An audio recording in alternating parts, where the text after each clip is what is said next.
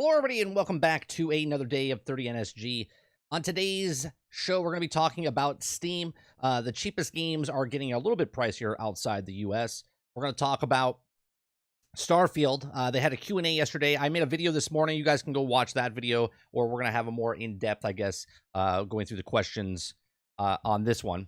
And then we're also going to be talking about MultiVersus. MultiVersus going offline may have been a massive mistake. This article comes from Game Rant. And if we have time, we're going to talk about Epic Games reveals plans to make crossplay easier for game devs to implement. So this is all on today's show. If you like this type of content, please make sure you hit that like button down below. Hit the subscribe button if you like the channel. And if you like to go above and beyond that, you can become a member as little as $5. We do this Monday through Thursday from 10 o'clock in the morning to about noon Eastern time. We do appreciate you if you're here for 1 second, 1 minute, or 1 hour. I do appreciate your time to hang out with me in the mornings.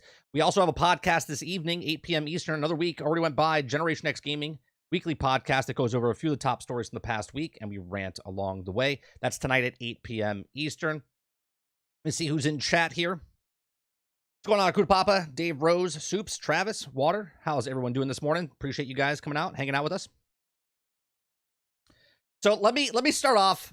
I just came from outside. I had issues 2 days ago. This is not gaming related. This is me frustrated and venting a little bit here. All right. So we got our bill for our electric bill, right? And our electric bill was up 3 times what it normally is. 3 times. Okay. So talking to Duke Energy, trying to figure out why our bill is so high. They send out people to come read our meter. And while they're reading the meter, I'm standing over there, right? Standing over their shoulder, just asking questions, because that's what I do, right? I'm just sitting there. I stay quiet. They're talking. They're talking to me, telling me, well, this is what it should be. This is what it is. Do you have this running? Do you have that? I said, no, I'm the only person in the house in the morning. Like right now, what you guys see, like the rest of my house is like dark. The only thing that's running is the air conditioning and like the refrigerator, right? That's it. There's no water. There's no lights on. There's nothing. Just what's in this room, the computer and whatnot. And this was off. So we scheduled a meeting. They were supposed to come out yesterday morning. They never showed up. And then all of a sudden I came back today from dropping off my son, and then they were here. And they're like, hey, how you doing? I was like, oh, pretty good. I was waiting for you guys yesterday, but you didn't come. And now you're here today. That was the start off point. Okay. So as I'm asking, right? I'm asking, these are professionals. These are people that work for the electric company. Okay. I am not an electrician. I'm asking questions. Something, I don't know if you guys do this, but I'm like, what could be causing it? Why is our bill so high? They're like, oh, well, you could be running this, maybe the pumps and stuff. Now, we live on a farm, and we have pumps running and whatnot. And I'm like, none of the pumps are running right now. We're not doing the irrigation. We don't have the, the cow's water is filled. It's one of those meters, like if it drops below, then it'll fill back up. Nothing's running, right? No water's on. No lights are on. I literally just got back from the air conditioning. Wasn't even running, right? So the ampage is like really high, and they're like, well, something's running, something is. And I'm like, all right, well, what do you guys think it is? Well, we're not electricians. And I'm like, okay, you're not an electrician. I'm not an electrician. I said, if I was an electrician, I wouldn't be calling you guys, right? Well, we just read meters. Okay, what does the meter say, right? But they're more than meter readers, right, Water? Right? Right, so they take it out, they put the things on, they're checking the ampage, they're like, oh yeah, something's pulling, right? And they're like shutting off the power breakers and trying to figure it out, right? Oh, Dabstick, the topic right now is me bitching about the electric company, okay? And this is besides the power going out last night. That has nothing to do with, that's a completely separate thing, right? So I'm like, what would be pulling that much power? Well, I don't know. I'm like, you don't know what would pull that much power? And they're like, no. And I'm like, and I said, well, don't you know electricity? They're like, no, I'm not an electrician. I go, I know you're not an electrician. I said, but you do this all the time. This is your job, isn't it? Yes. Okay. So if you see the meter rising up high and whatnot, don't you have an educated guess of maybe, air conditioning, pump, some problem. I was like, do you see where I'm coming from? I'm asking you, what do you think personally? Because you see meters all the time. What could be pulling stuff like this? And the guy looked at me dead in the face and said, no, I don't know anything. And I looked at his supervisor. And so then I looked up what a meter reader needs to be. Okay. Again, I'm not an electrician. Okay. The person's qualifications are supposed to be understanding of AC/DC circuits, testing the ability to fully use and describe the functionality of the multimeter, familiar understanding of single versus three-phase electric services and electrical metering technology, right?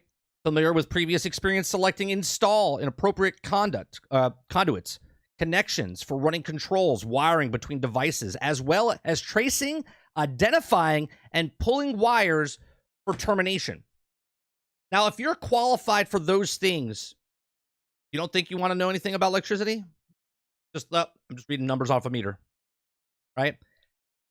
Now, I wasn't asking him to like give me like what's the actual problem. As a person that owns a house, right? And I'm not an electrician.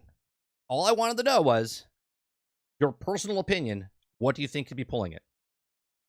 They could not give me an answer. Then they drive away, right? And I'm holding, you know what, in my hands after, okay? The supervisor comes back, knocks on my door and goes, all right, this is what it could be. And I went, oh, now you have answers? Now you have answers? Okay. He goes, it could be your heat strips on your air conditioning unit. It could be something faulty with the trigger and it's pulling it over, because when I turned off the power, he goes, the only thing that was running was the air conditioning unit. And then when I shut off the power, that's what I saw. I said, oh, fantastic. I said, now I have something to at least call electrician and go, this is the problem. Here's where it is. But these assholes, while we're here having a conversation, couldn't give me a reason because, one, they're not electricians. But they deal with this stuff all the time. They couldn't give me what they thought it was. This is just me venting a little bit, because no matter what job I've ever had, even this job, okay, I've always done and gone above and beyond what that job requires me to do. So, for instance, if I sold television sets, I could just sell you, here's an LG, here's a Samsung. But to go above and beyond that, you would know what the hertz are of that television, what quality, what controls, what's the pros and cons of those things. When I worked in a coffee shop, I knew exactly where the coffee beans came from. And when I sold suits, I knew what the tailor was and where the cloth came from and who sewed it and all this other stuff. I hate that people don't know their shit, no matter what profession they're in. So my advice to anybody out there is, no matter what you do for a living, make sure you go above and beyond for your own sake to know what you're doing so you can be the best at what you do. So you don't get people like me frustrated when you walk away or I ask a question and you don't know the answer. That's all I'm saying, right? I was so fucking pissed off. And then he had to come back and then tell me.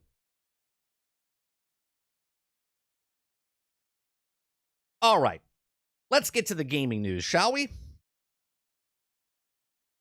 How did you get the job? You don't need to be qualified, Water. You can just you don't even have to. I don't even think you have to graduate with a degree. I'm pretty sure. Hold on, let me look, because I have it pulled up.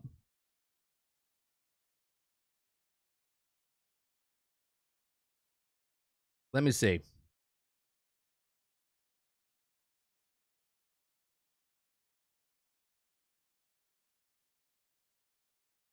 Yeah, I don't think you have to have an actual degree. High school diploma. That's it. Equivalent to 2+ years of relative experience. So you could have a high school diploma and just work in the field for 2 years. So you could be like an assistant and then just move up into that position, right?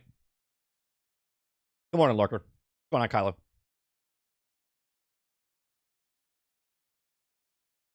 Is my microphone cutting in and out for you guys? I don't know if it's me. Let me refresh. Well, it sounds like the late 90s, early 2000s professionals. The new professional basically knows someone who knows the industry. They really don't know much about anything. It just pissed me off, right? And the guy's like, well, maybe it's your pump. I'm like, it's not my pump because my pump's not on, right? And he's like, well, how do you know? And I'm like, well, one, I know because I didn't hit the power switch. I said, but just in case, if you walk up to the pipe, you can actually feel the vibration of it, okay? Now, I'm not a fucking plumber, okay? But I understand how physics and things work, right? Because if power is running through something, you can actually feel it running through, right? But I'm not an electrician. Like I should have been like, well, what seems to be the problem? I don't know. I don't know anything.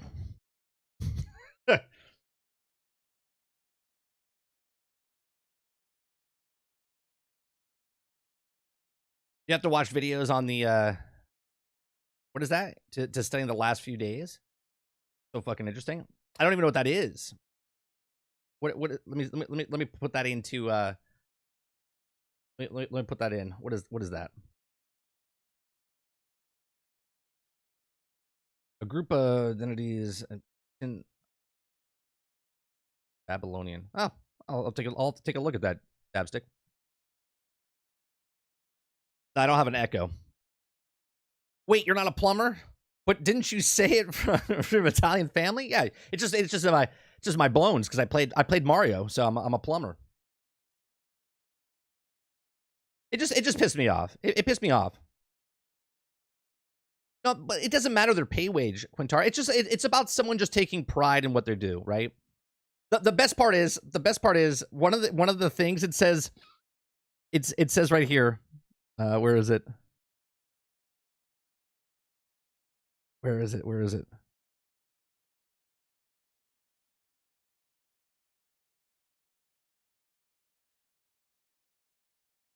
Oh, the ability to understand and communicate with your client, okay, and have good social skills. This guy's like, I'm not an electrician. Like, leave me the fuck alone. I just want to look at my meter and go home. And I'm like, I have questions.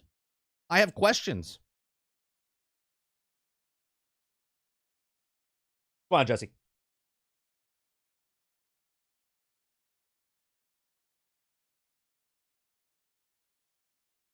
Like, it's real simple to say you don't know something, but it's also like your profession. Even if you are not an electrician, right? You're not an electrician, but you stare at meters all day long, and you know the ampage of what certain things are or what the average of a meter reading is, right? Now, obviously, they're going to tell you everyone's different because someone might have all the lights on in their house, and that's their average, okay? But you would think you would know that, oh, this normally takes 8 amps. This is 33 amps. This is normally, like, you would think that they would have some sort of information to be like, well, in my experience, it could be a washing machine. It could be a pump. It could be, right? Nothing. All right. So last night, sorry for the abrupt ending of the stream. We were playing Transformers Fall of Cybertron, and last night, all of a sudden, we lost power to put the entire area. The phone company, power company, everything went black. We have a generator that popped on, but it's literally just for minimalistic things like the fridges and whatnot. So I couldn't like jump back on, even though my internet is hooked up to the battery backup, which is hooked up to the generator. The internet was down. So even when the power generator kicked in, my internet was down anyway, so I couldn't get back on. So sorry about that. Obviously, I couldn't do anything. I couldn't do anything about it, but I still apologize because if you guys were watching, all of a sudden it cut out. So let's start off with Steam's cheapest games are getting pricier outside of the US. So I know a lot of you guys watch me from outside of the United States. So the platform's minimum pricing threshold has changed to reflect Valve's recommendations from October.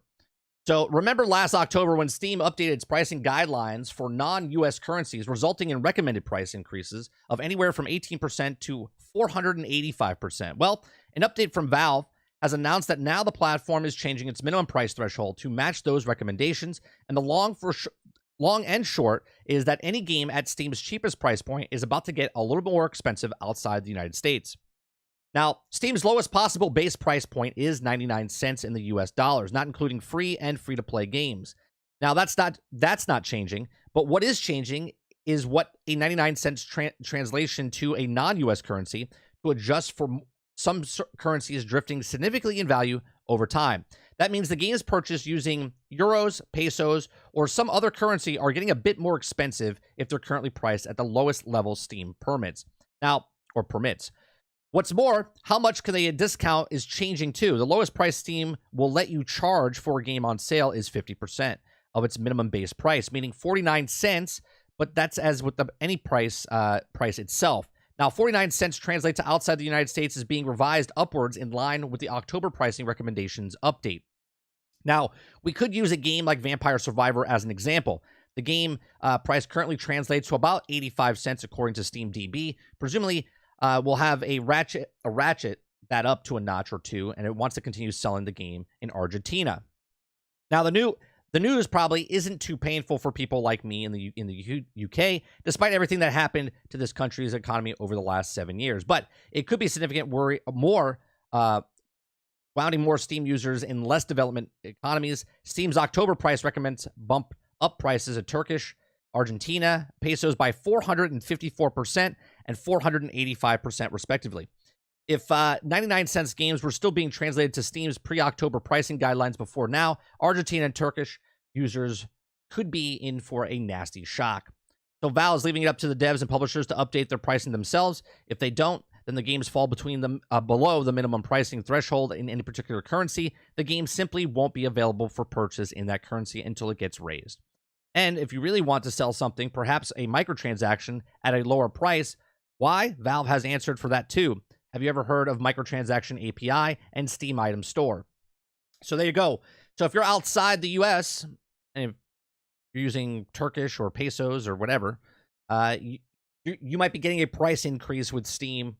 You will be getting a price increase on Steam.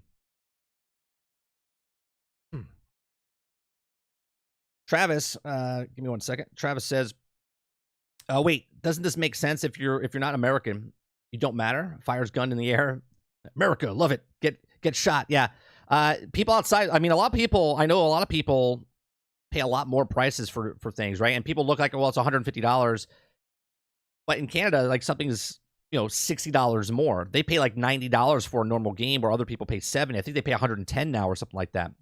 I don't know if Stealth or anybody else is from Canada right now, but your basic price for a game is almost $100 now for a regular game. So it's crazy. So that's the first story. The second story, we're going to talk about is Epic Games reveals a plan to make crossplay easier for game devs to implement. Okay. Epic Games announced on Wednesday that it'll be expanding its crossplay tools to support major consoles, allowing game developers to more easily implement cross-platform play into games, and the tools come as part of Epic Games' free software development kit, Epic Online Service. Given that the massive success of Fortnite and cross-platform multiplayer game, it is no surprise that Epic Games has been an avid supporter of the idea of crossplay. I mean, I personally think all games, if it's multiplayer, should be crossplay, but that's just me. I don't own Sony or Microsoft, or Nintendo, but I think all consoles should talk to each other. Typically, developers need to port their games across the different platforms and digital storefronts, and players with different platforms or who purchase the game from different PC stores cannot join games together. Now, Epic's new tool seeks to remedy this by allowing developers to seamlessly connect more players and integrate cross-platform features into their games.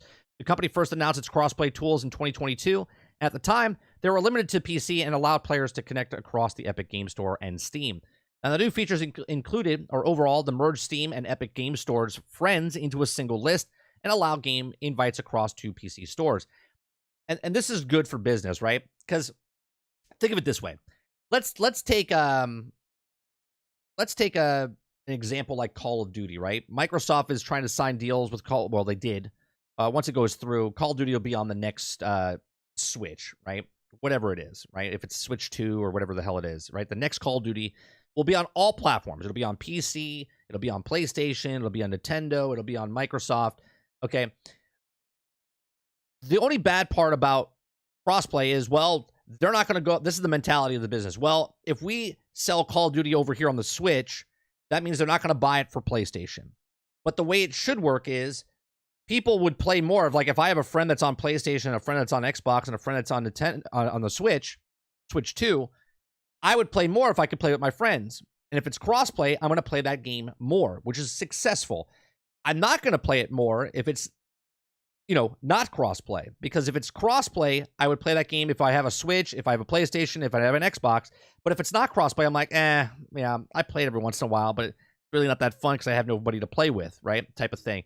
So I always find it odd that a lot of companies don't want to do crossplay. Crossplay promotes gameplay, and gameplay, if it's a live service game or if it's a yearly edition of a game, more people would play it, and then that person that's on your console would play that more because their friends can also play with them across the play, or crossplay.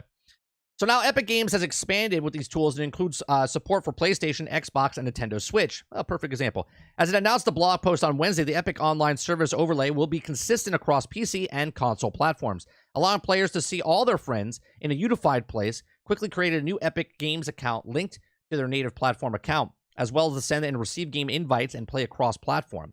The crossplay game service, like Epic Online Services' other toolkits, are designed to work with any game engine and any store or platform. This is good stuff, right? This is good stuff. Epic is getting their hands in a lot of different things, movie making, engines, right? They're trying to make as many things as possible to bring in income instead of raising the prices for a lot of things. So this overlay could greatly simplify the process of implementing crossplay multiplayer functions into games. Unless you're like Sony, where they were like, we don't want to do crossplay. They were literally blocking people for crossplay and then charging extra for crossplay to developers. With over 750 million Epic game accounts currently and hundreds of games using Epic Online Service, this means that massive number of players will soon have crossplay capability.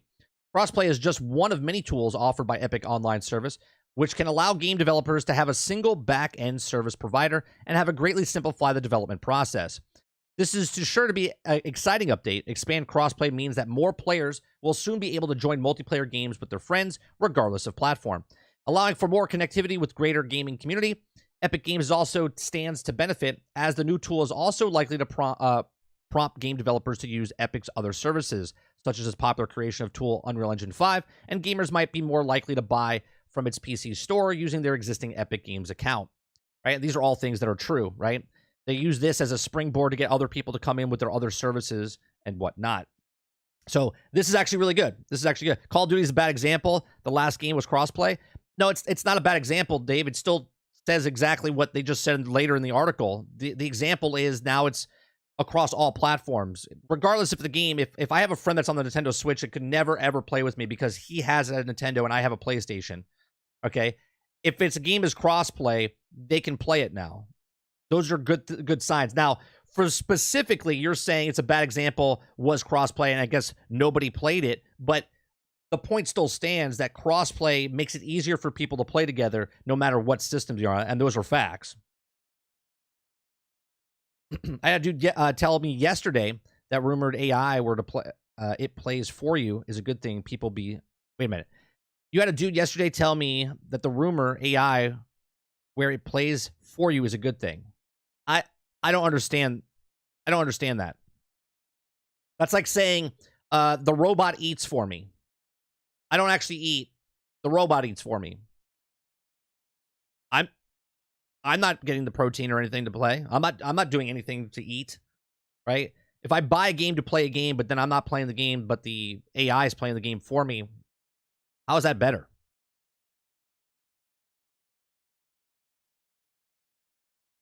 But no one wants... Sure, I guess because of the bad example, because it's a first-person shooter. The point still stands, though, Lurker, right? That cross-play would be better because more people would play a game. I mean, obviously, all right, let me pick a non-PvP game and just pick a game that has PvE crossplay. Destiny, now on the Switch, and can play crossplay and play crossplay across all platforms, right? Just say... I say facts to an extent because I hate crossplay with people on PC. They use And I get that. I get that. The fact of just in general, though, Rose, I understand you don't like it specifically because of cheats and hacks. Same with Lurker. But my point still stands as more people can play a game, right? More people can play a game.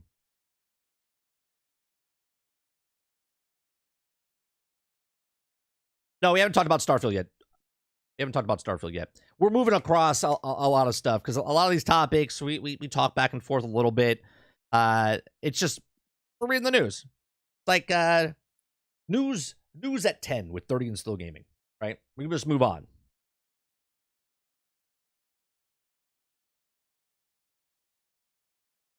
Yeah, like perfect example. So sometimes my son wants to play Dauntless on Nintendo Switch, right? Sometimes he plays Dauntless, or we still can't play, and that's a whole other topic I'm pissed about with Phoenix, right? But he would play on the Switch, I would play on the Xbox, right?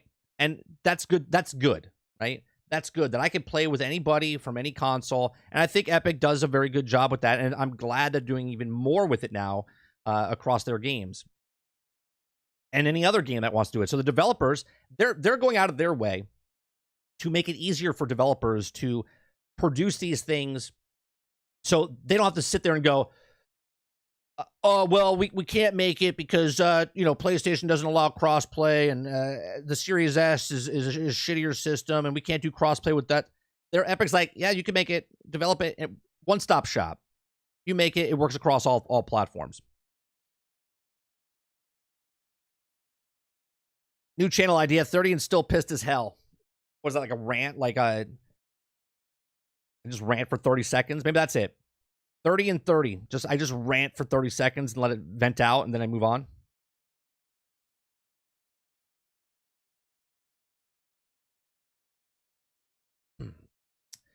All right, the next story. Story number 3. Yeah, we're 27 minutes in. I ranted about the electric company. Already did 2 stories, and we're moving on to the 3rd story. My blood's moving today. We could talk about more stuff as well.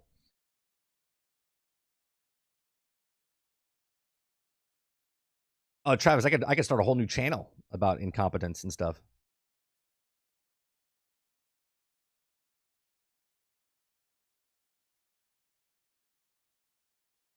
We could literally just watch a channel of like a reaction video of people doing stupid things, and then me just giving my opinion on it, or just watch me just get angry.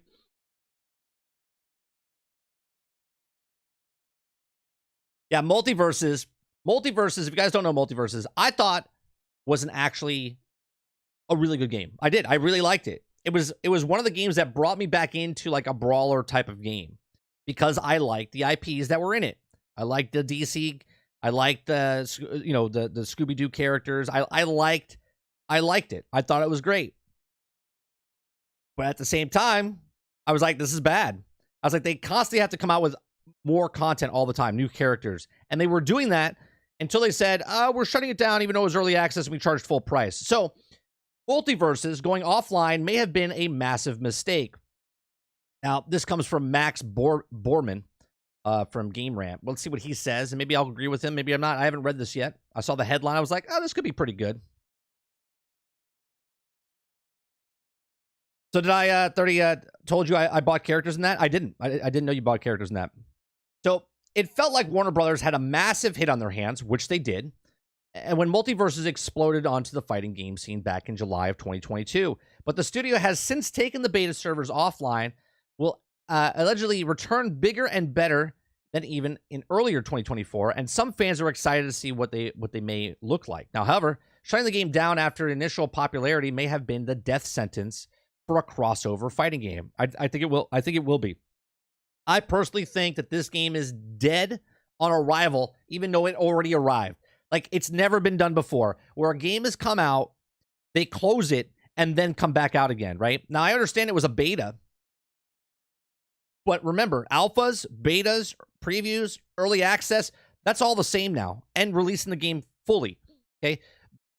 Fortnite was in beta for fucking 3 years and made billions of trillions of dollars, okay? This was in beta for 1 year, 6 months, or whatever it was, 8 months, and then all of a sudden they shut it down, right? I think it was actually 1 year. So MultiVersus was following the example of Super Smash Bros.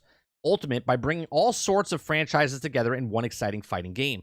The characters were great, the combat was fun, and the stages were not half bad either. It seemed like a player-first game that committed to making it the best that it could be, and the passion earned a lot of attention. Now, that success makes the decision to close the beta even stranger. Not only will the players be more wary of buying into it for a second time, but other fighting games may rise to take its place. Yeah, it's so... If you're a person that were like, this is such a fun game, you spent all that money, and then all of a sudden they just shut it down, this is not like they gave you, like, it's been out for 2 years, 3 years, and they're like, yeah, sorry, we're just shutting down the servers now. This is not an Anthem situation. This is not a Marvel Avengers situation. This is literally, they came out early, took your money, and then shut it down so they can bring it back later. So MultiVersus was a massive success for Warner Brothers game when it first launched in early, and the biggest launch in the fighting game on Steam. Most downloads game on the PlayStation Store, and was the most popular title on Steam Deck, and was also going on to amass 10 million players by August and 20 million by September. It seemed like Warner Brothers had a juggernaut on its hands, but things quickly changed as the year went by. The initial character roster was exciting, and the reason for one content expanding the game content even further. However, players' first games was not adding enough content into consistent basis for players to stay interested. Ta-da! It's amazing to me that I'm not an electrician, right? I didn't go to school to study about being a game designer or anything, but I just played games since I was 3 years old. And I played a couple of games and understand what the high points were and the low points were. Don't you love how I do my stuff? I did a story in the beginning. It comes back around to identify with one of the stories, right? Right? Imagine being somebody that didn't know this wasn't going to work and not working in the gaming industry. I said, the way this game survives is bring out as much content as possible. So many characters, so many, right?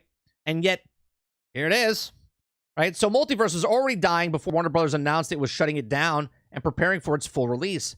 So far, players have little to no sense of how the full release will be different. If a player's first game cannot keep consistent update schedules, then players will have a little reason to come back. It's likely to be impossible for that game to even reach the heights it did when it first launched, and the long break between releases will make it even harder to achieve. Now, MultiVersus players may also be a bit less excited about buying into the game's content after the open beta shut down. The studio had launched the open beta version and was purchasable currency and premium battle pass filled with cosmetic players could earn. The inclusion of the microtransactions made sense since the game was free to play, but it still felt off as part of the beta. Did it though? Let's not hold a double standard here, Game Rant. Right? You, Max, probably played Fortnite for fucking 6 years before you realized, oh, it was in beta, right? So don't say that games that are in beta, it's a little odd that they charged money for a beta, because it happens every single day in the gaming sphere since 2016. So after players spent their money on this content, the game closed its doors and players have been locked out of their purchases until further notice. That's the gaming industry, folks. That's the gaming industry. Okay? The full release... Oh, wait, I'm sorry. So MultiVersus may also lose its audience to other games during the long break. It seems like most big studios are trying to capture the success of Super Smash Bros. Ultimate, and that means the genre will be getting a lot more crowded as the months go by. Players may have found another online fighting game to play, and MultiVersus returns, such as Nickelodeon's All-Star Brawler, and also may extremely hard for players' first games to win those fans back. Like right now, when this was on the scene, I know it's a brawler and it's not like a fighting game like Mortal Kombat and Street Fighter, but now Street Fighter and Mortal Kombat are out, and then Tekken's coming out, right? Fighting games are fighting games. Regardless if it's a head-to-head competition, it doesn't really matter. Like, Starfield's in competition with MultiVersus. You see what I'm saying? It doesn't matter. All games are competition with all games because it's about time. And this was taking people's time and not letting them go play something else because they were addicted to the game they were playing. But then they decided to shut the doors down and give the people the opportunity to go play other things. And that just sounds, right? That just sounds pretty bad. Now, the full release of MultiVersus is in high tough spot when they finally hit store shelves. Players will already leaving the game in droves, and they have disinterest in buying more cosmetics and other games may fill the void. Unless players' first games are surprise audience, once again, the closure may have been as final nail in the coffin. What do you guys think? All right? Were you a person that playing MultiVersus? Did you like MultiVersus? I did. I actually logged in when it first came out. For a good 4 or 5 months, I was playing this game. You know, I would go in once a day, do my dailies, okay, level up, unlock a character. I thought it was a good balance. But when the game first came out, I said this game lives or dies on the content that they do. And they had some good people coming out in the beginning of the game. Then it kind of went south. Then they started making changes. Then they started putting more cosmetics in. Then they started charging more for the battle pass. And then the game shuts down. I was like, what are they doing? It's like Warner Brothers doesn't know how to run a business. They know how to destroy a business. They know how to destroy their film industry. They know how to... I'm surprised. I really am surprised. We talked about DC Universe Online yesterday. I'm really surprised that that's lasted as long as it has, because everything else WB touches, besides Hogwarts Legacy recently, okay, has been down in the dumps, man. Right? It's like their business sense, not their games, but their business sense is just shit across the board. It's also been a hot minute since we had a Souls Calibur. Yeah, that's another game that could come out, right? Even Crash Bandicoot was a brawler now. The problem with this was they came out, and see, this would have been a much better game if they just played it behind the scenes, had closed alpha, played, tested it, and then we're like, okay, we're now putting it out. The problem with this game, and a problem with every other game that does this, is that they put it out early. The cosmetic store constantly always on, okay? So the game could be broke, buggy, unfinished, which it was, okay? So much so that they closed it for a year or for whatever time, okay? And when it comes back, they literally suck the air out of the room of the popularity of this game. Now, here, I'll tell you how they come back. They got to do double what they just did.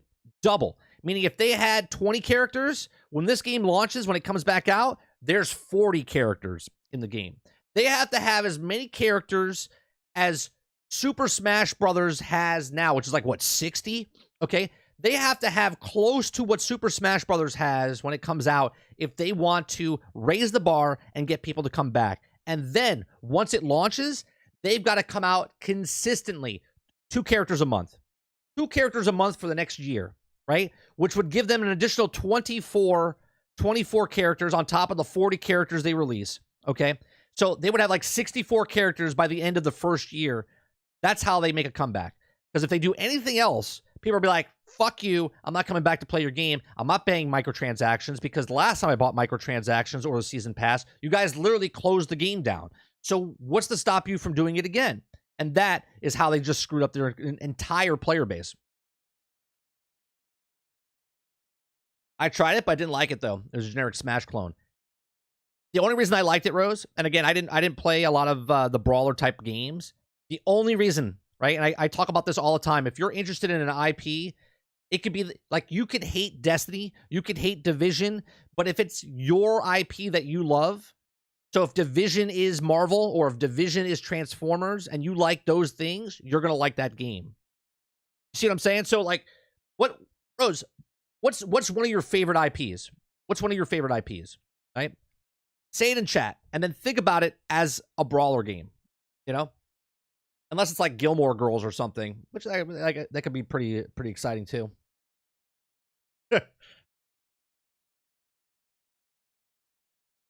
What was the DC Universe Online news? That was yesterday. They're doing an update. They have new chapters coming out. I think episode 46 for DC Universe Online. They're updating it for PlayStation 5 and Xbox Series X, not S. So I think the upgraded thing, I think they're going from Unreal Engine 4 to 5. I'm not sure. It didn't say that yesterday, but they said they're doing a massive upgrade for the new systems.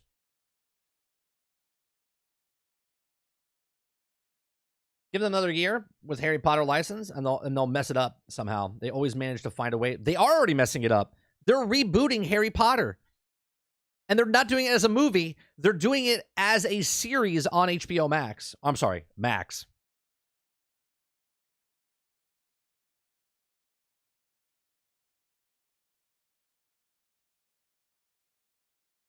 Turn the universe into a brawler. I'm in.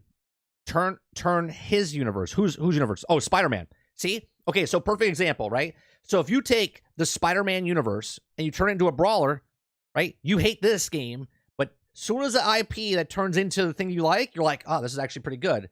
And that's all it takes, right? It's sort of like what people say, a game is one 30-second trailer away from being successful type of thing.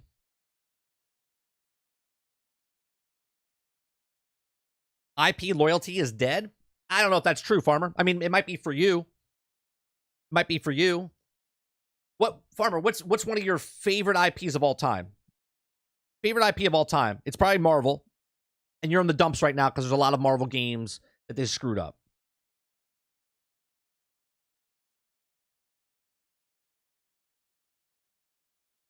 Right? I think whatever your favorite game is, okay? Whatever your favorite game is or your favorite IP, if they redid that IP and or there's a game out there that you're not interested in, but they turn it into your favorite IP and put it into that game, I guarantee you would be interested in play it. Spider-Man is the only IP that hasn't been desecrated.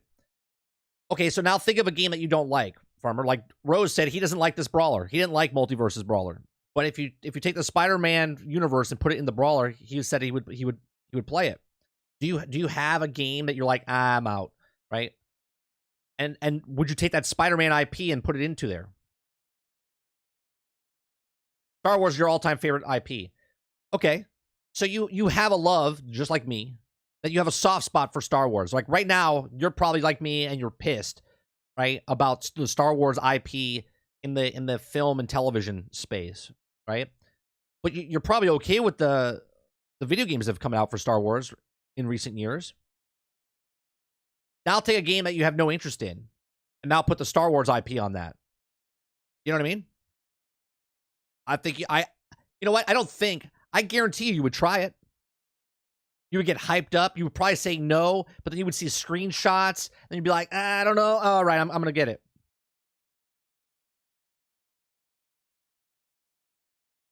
The problem with nostalgia and reason I say IP brand is not dead is because when you're a kid and you played with like certain toys, right?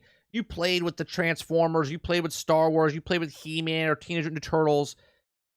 When you see a game that comes out, you might not think like directly, but in the back of your head, the reason you like those things is because you have good memories of you playing with those toys, watching the cartoon, and this is why nostalgia is so powerful. Because in the back of your head, if they came out with a game of your favorite toy, okay, you're going to be interested in it because it brings you back to that moment. I always say this when I drink root beer, okay? I went on a vacation. Those of you that never heard this story, I went on a vacation when I was 12 years old with my father, right? My father, my family, they got divorced when I was younger, right? My mom and my dad, right? And I didn't see my dad for a couple of years, okay? And then my dad was like, hey, let's go on a trip, okay? And when I was 12 years old, we went on a trip across the country. We went to all these places, right? We went to all these places. And the very first time I had root beer, okay, I was 12 years old. I went to this, I forget what the actual brewery was. It was a independent brewer, and they made fresh root beer right there. And I was there at the bar. My dad had a beer, I had a root beer, and I drank that root beer. And it at that moment, I didn't know it was, but at that moment, it like imprinted in my brain. And every single time to this day, I'm 46 years old.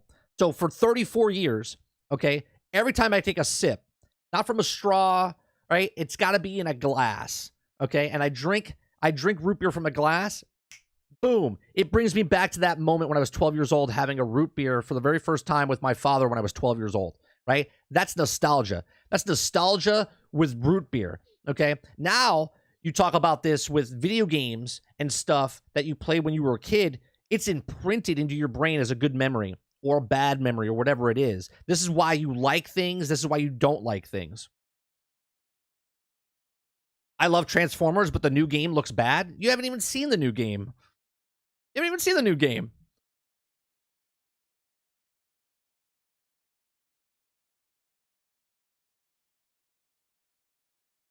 Right, Craig? Frosted glass with scoop. Oh, dude, water. I love me some root beer floats, man. Root beer floats. They make a root beer float at Disney World, and I can't help myself. Every time I go to Magic Kingdom and I walk by that goddamn stall, there's like 100 people in line, and I'm like, I'm going to wait in line. I'm going to get myself a root beer float.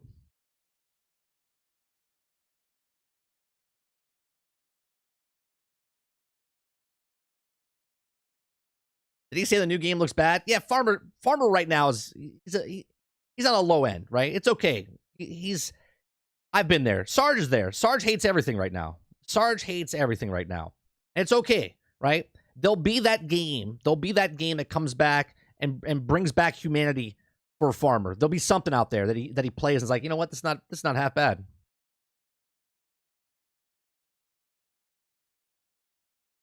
Exactly, Rose. I'm the same way.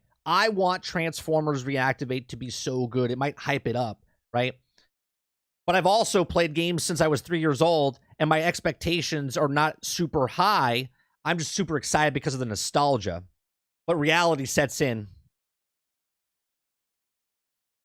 Oh, no, I get it, Sarge. I get it. What I'm saying is that you hate everything right now, but there'll be that game that comes around, and you'll be like, you know what? This is actually, like Baldur's Gate could be that game for you, right? Baldur's Gate 3, if you buy it and play it, might give you that just sprinkle of hope. I do hate everything, actually. There you go. Only for the float, though. I wait for everything else. Nostalgia, man. And look, businesses know this. This is why they do the remakes. This is why they do the stuff, because there's a point, even nostalgia, even if they shit on your IP or your toy or your childhood when you were a kid, you start to cope with it, right? You're like, it's not that bad. It's not that bad. I'll just go watch my old stuff, right? You'll go read your old comics. You'll go play your old games. Look at me right now, right?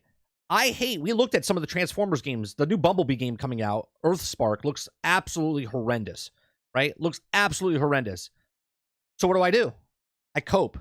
I'm like, you know what? I'm going to go back and play Transformers Fall of Cybertron or War of Cybertron. Those games were fantastic to give me that hit of, oh man, games were so good back then. This game was so good back then.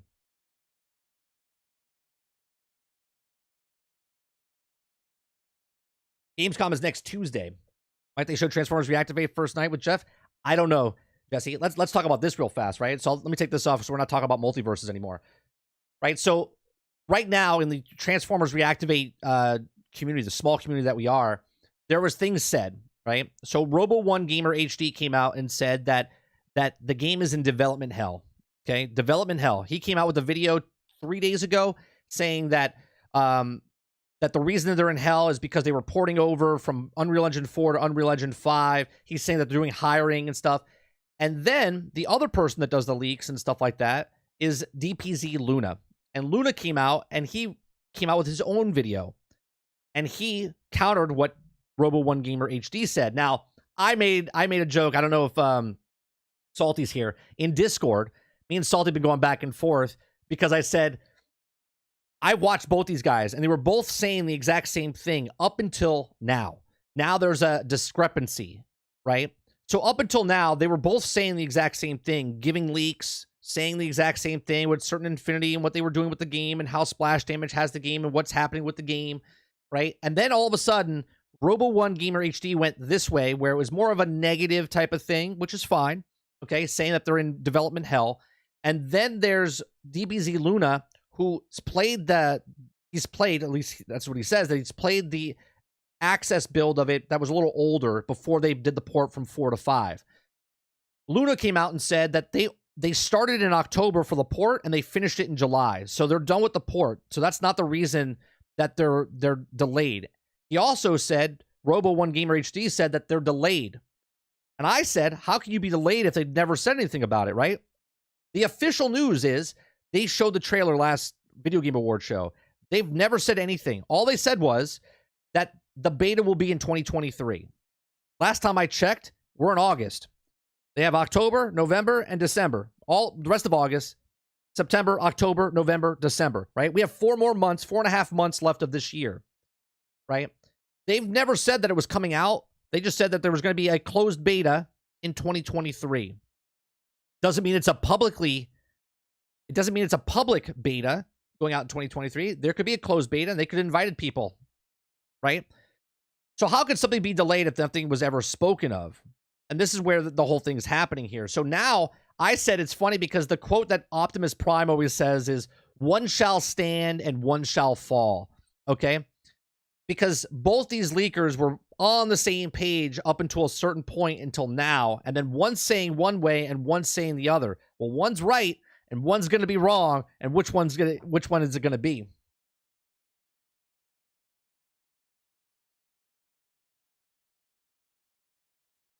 Yeah, but see, Dave, that's the first thing, right?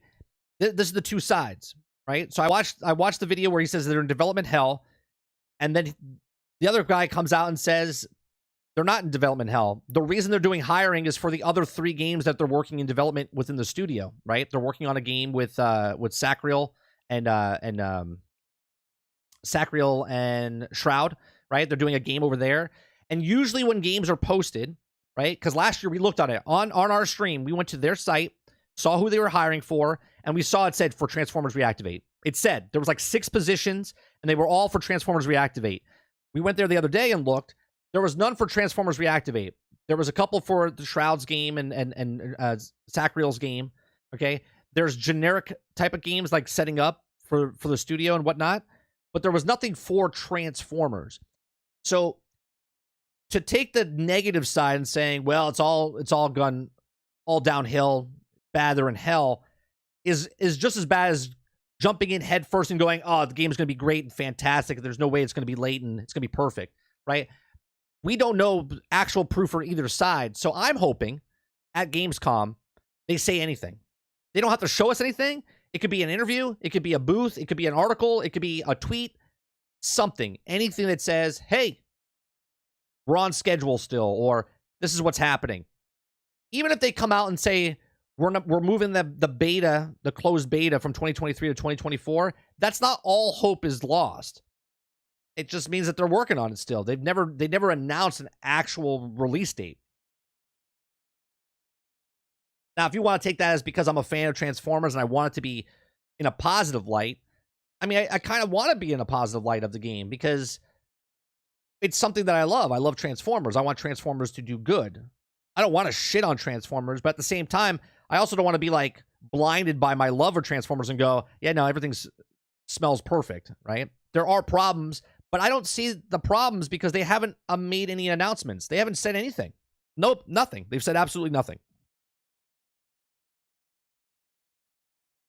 Abandon all hope.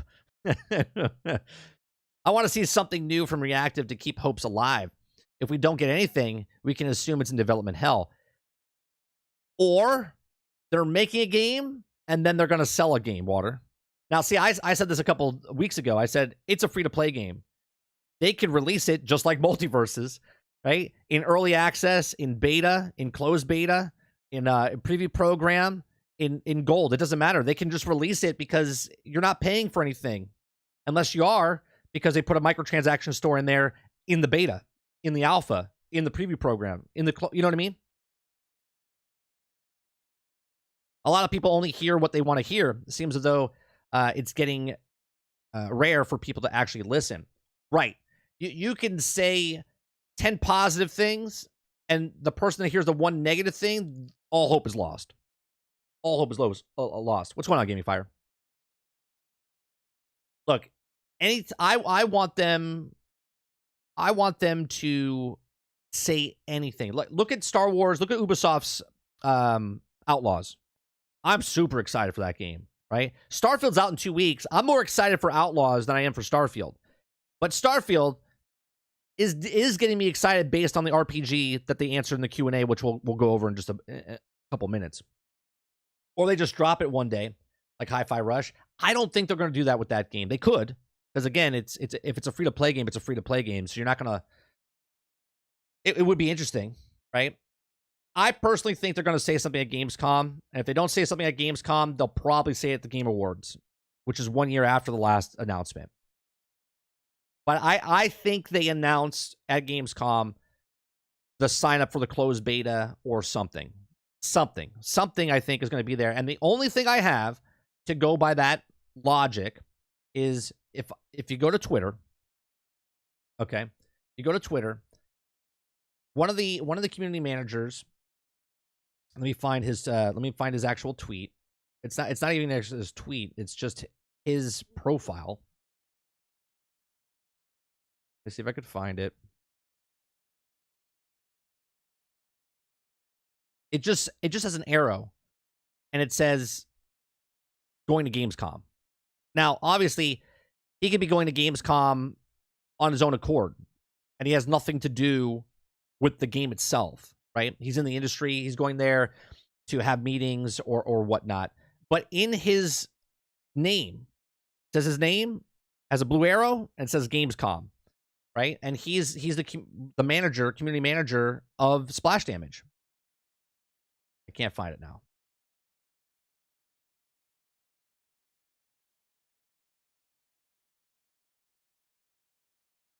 But that's the smoke, right? That's the smoke. That's the only thing I'm going. They're going to say something. Something's going to happen if it's an interview or anything.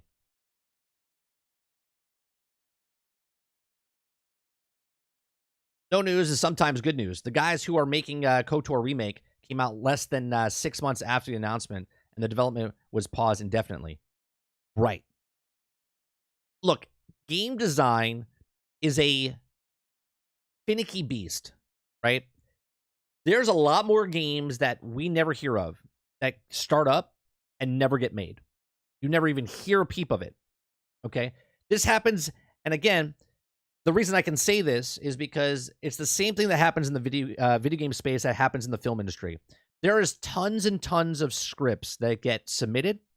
Studios buy them up.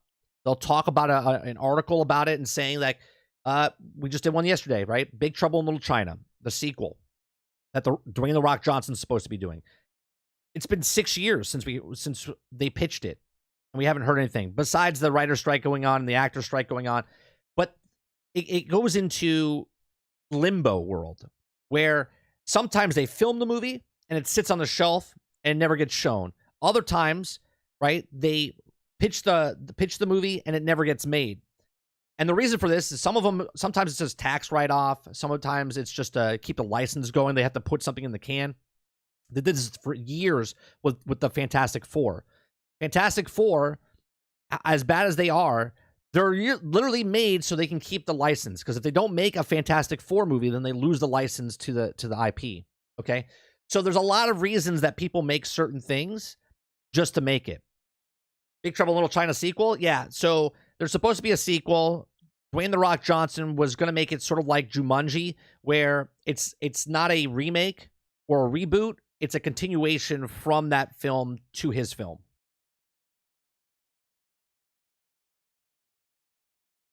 Black Myth Wuhan is supposed to be at Gamescom. That's official. That's official, Water. So you will see something at Gamescom about it. Jeff Keighley, let me bring it up for you. Let me bring it up because Jeff Keighley said something about it the other day.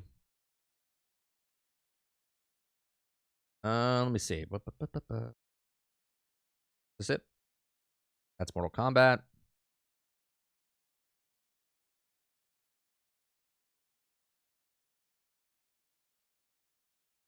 Wake. Here it is.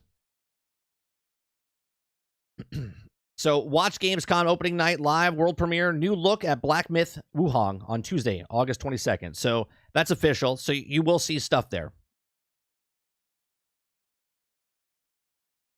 I'm hoping for one of these tweets that Jeff's doing that Transformers reactivate. Because then what it would do is kind of... Here's what happens. Maybe Robo 1 H Gamer HD is correct, and they're in development hell, right? And they're not coming out this year. But if they show something at Gamescom, doesn't mean it's not true that what he's talking about. It just means that they're going to show something, but it's also still in development hell, okay? But it also could go is that they're in development hell, then they show something and then prove that wrong, and then the other person's correct that they're not in development hell.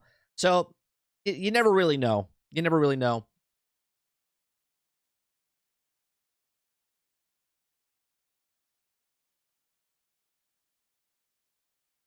All right, so the next thing I want to talk about is the Starfield Q&A. I have a video, a standalone video. It's about 17 minutes long. I go over the actual Q&A. That's for upload video. If you guys want, please go check it out. Give it a like. Give it a thumbs up. Same thing, like, thumbs up. That helps the channel overall for exposure, right? People don't really come to these live shows. The people that are here, you guys know I'm live, but the people that watch that type of stuff don't ever come to my live stuff, right? Because there's like, some of my videos get 5,000 views, and obviously we have 25 people here, right? So a lot of people don't like the live content, or they can't make the live content. So we have more in-depth conversation than we would if I just make a video, talk about a question and answer type of thing. So we're going to talk about the Q&A that happened with Starfield, right? I'm going to bring him up. We'll bring him up on screen and talk about it. All right, so Starfield, is it amazing? Is it going to be amazing? It could be. It could be, right? We're talking about, could a game be trash or not trash? Well, it's gone gold, so it's out. So those people saying that it's never coming out, or it's out now. It's coming out. You can preload it on Xbox and I think PC Windows, not Steam, right? Steam you can't do, right? So they went for Ask Me Anything yesterday with developers Will and Emil. Okay. Lots of people asked some questions. There were some interesting ones that got asked and answered, and other ones are just kind of like, whatever, I don't really care. What I love about what potentially we can do in Starfield is the headcanon. The headcanon. I don't know if anybody else played Mass Effect 2, and when you played Mass Effect 2, like, Shepard is the guy, but you can make your own guy and it's still Shepard, but you make your character in your head. Like, when I played that game, I was playing it like he was Han Solo, right? And what I like about Starfield is that potential of, there's all these different traits and different things you can do, and you can make your headcanon. Like, you can make a complete character that doesn't have any traits. It's just a bare bone, and then you make the character that you want to make. And it's like you're literally role playing as this character in this space world. And to me, that's really cool, right? That's really cool, right? It was definitely a controlled and scripted Q&A. All stuff like that, Dolphin, is. That's what marketing is. Don't think you're gonna have. Don't think you're gonna have. Like, when a guy comes up to the podium and starts to talk, and he's taking questions from the stands and people. Those questions are submitted early, okay? And otherwise, you get things that happen at like BlizzCon that year, where the guy's like, "Is this an April Fool's joke?" Right? They're all scripted, right? Exactly, Dave. Exactly. All right, so here's the first question. It says, question 1: can we buy houses and property in the main cities? And I believe A1 is Will and A2 is Emil. Okay, so Will says, yep, the houses in different cities that our players can get. Some you can have purchase, and some you rewards for specific quests. I think this is cool. I think, the way I'm going to be playing Starfield is completely different than I've ever played any other game before. It's the same way I'm playing Baldur's Gate right now. And I'm not streaming Baldur's Gate. I'm just playing it for my own accord. I like playing it. I'm taking my sweet time with it. I'm not even posting videos anymore because they weren't getting viewership. So I'm just like, I'm doing this for me, right? I like the fact that you play the game different than me, and we can have completely different outcomes. I like that. Now, those outcomes might be a handful. They might be a lot more. But I like the fact that there's different quest lines, and it feels, again, the word feels is in quotes, bigger than it potentially is. Okay? Answer 2 was, sure can. You can purchase a dwelling in all the major cities in the game, and there's at least one that you can get specifically for completing something. Now, obviously, you can get one for completing something. That's sort of, to me, like the tutorial, like to show you, yeah, you can own this, and this is what you do. But the fact that you can go to every major city and then own one, that's nice as well. I mean, we know that you can make your own house out in the world, on any planet, and put stuff, but you can actually own a house in each major city, which is cool. Okay. Question 2: if we get kid stuff trait, Will our parents be generated based on the characters? Look at the standard parents put in place. Answer 1 says yes, totally. We just did it in Fallout 3 with your dad and Fallout 4 with your son. And in Starfield, if you take this kid stuff trait, your parents are based off of you. No spoilers, but I think the fans will really appreciate the actors who we got to do those roles. Okay, so again, now this is headcanon lore, right? So if you're making a backstory character for yourself, you get to meet your parents inside the game and stuff. And a lot of people look at that and go, who gives a shit? I don't care about that. But other people that are like really in depth with this game will be like, oh, that's so cool that there's like backstory. And this is the difference between a book like Hunger Games or a book like Lord of the Rings, where Tolkien made, like, they walk into a store and the shopkeeper that owns the store has been there for 100 years, and there's like a backstory for the shopkeeper and the ancestry of where he came from and where the region that they came from, right? This is the type of in-depth stuff that Starfield and Todd Howard are doing with Starfield. Like, you saw the timeline that they showed a couple days ago, where it's so in-depth of type of stuff. A lot of people don't care, boss, and you're not alone. But there's also the fact that you can go into that. Like, for instance, I don't know, boss, if you ever played Skyrim and read any of the books besides the books that give you extra powers or skills, right? If you just picked up a book and, like, read the book in the game, it gives you so much more lore and stuff inside the game. Like, stuff like that, to me, is really cool, right? I like that they go in depth with that. I like that Tolkien has a whole world and then has the pedestrians and people that are in the book, and they have a background and what their ancestry is and what their religion is and what's all this other stuff. I like that type of stuff, right? Yeah, Skyrim was cool, but I was looking for pictures flipping in the pages, right? All right, the third question. The third question is, for those of you who have never played a Borderlands, I was about to say Baldur's Gate, but it's Bethesda Game Studios game. It will be starting with Starfield. What information should we know, and what will make an experience more impactful right from the start? How deep should we go into creating a character and background before we start the game? Answer 1 was, well, we always make our games for both fans and old and new, so you can jump right in and without ever having to play a Bethesda title before. Answer 2 was, there is a trait and background system that will let you specific more about yourself, but you can also select an anonymous background and no traits if you want. So if you don't want to get bogged down, because a lot of people are going to look at those traits, and they've played the Fallouts before. They played those types of games before, so they're going to look at that and go, oh, I want this, this, and this, and they're going to feel right at home. But someone that might be overwhelmed with it looks at this and goes, I don't want to deal with any of this. I just want a blank slate. And then they'll play their first character and they'll move on. I think this is a good way of doing it, because you don't need that to be bogged down by certain things. You'll learn as you go, stop the character, restart, play again. Embu says, I want do a dog a bounty hunter hunt down, and the bounty captures them and preach them a sermon. the person I want to be, this is what I want to be, right? My character that I'm going to be playing is Jack Burton from Big Trouble in Little China, okay? Because every time I play an RPG, I always make Jack Burton. It's just my persona that I want when I play video games, okay? And this fits Jack Burton's character right off the bat, right? Jack Burton's a truck driver. I want to be a truck driver, spaceship guy who smuggles goods, okay? Right? I want to be a truck. Oh, Dustin's using the new emote that we got. It's a cover-based shooter. 30 cover. Okay. I want to be a truck driver, space trucker that ships and smuggles goods across the galaxy, right? I want to be like this smart-ass talking smuggler, Han Solo-esque type of person, and that's what I want to be.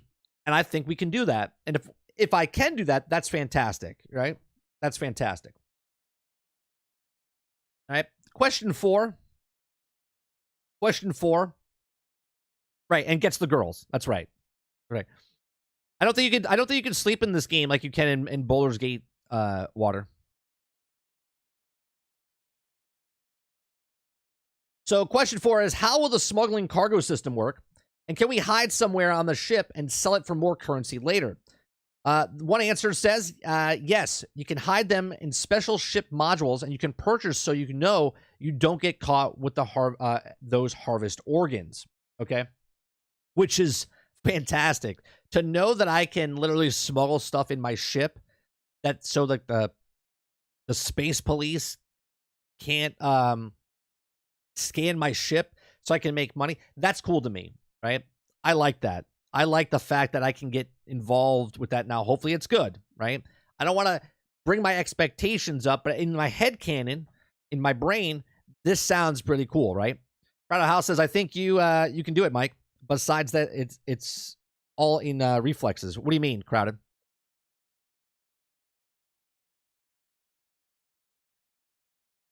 Fun fact, it's my favorite movie. Oh, Big Trouble in Little China is my favorite movie of all time. So cheesy, yet so good. I agree. I agree. I don't know if it's my favorite movie of all time, but I absolutely love it. I absolutely love it.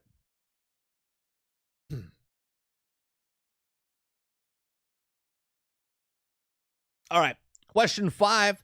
Will time pass when not in game? For example, will my trade routes, outposts, and mining operations continue to produce, or does that only occur while actively playing? This is actually a good question. I like this question. Okay. It says the sim only runs when you're actively playing. No sleeping on the job. So a lot of you are going to probably not like this. I kind of like this, but you can get around this. So I think what's going to happen is that, let's say, and I'm going to take No Man's Sky for an example. I can make a farm in No Man's Sky, and I can put this machine, automated machine that pumps, right, like a factory. And if I'm online or not online, it's persistence online. So it constantly produces. Okay, so if I'm logged in or not, time is passing. So every 15 minutes, it's going to have a full thing or whatever every hour. In this game, that's not going to be a thing. So what are people going to do? Right? People are just going to keep their Xboxes on or their PCs on.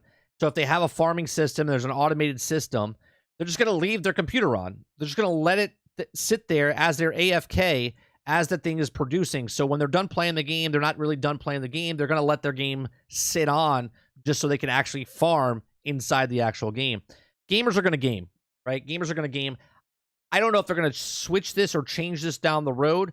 I can see why people won't want this, but I can also see why they do want this, right? Because they want you to be in the game and be like you're part of it, right? Like if you want to farm, then you have to be there farming. If you don't want to farm, then don't farm, type of stuff. Mods are going to go crazy with the Starfield. I think they're going to be. Here's the question, Quintar. How fast after launch do we get a Star Wars mod? How fast? How fast do we get a Star Wars mod after Starfield comes out? I'll say 1 month. 1 month max.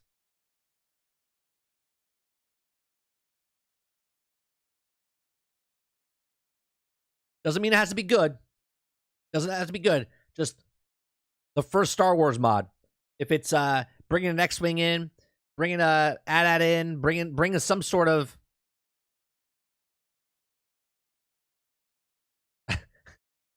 He says, I hope it's 1 week, but I'll settle for 1 month. Oh, I'm saying 1 month max. There's definitely going to be one, but max will be 1 month. Minimum could be like day one.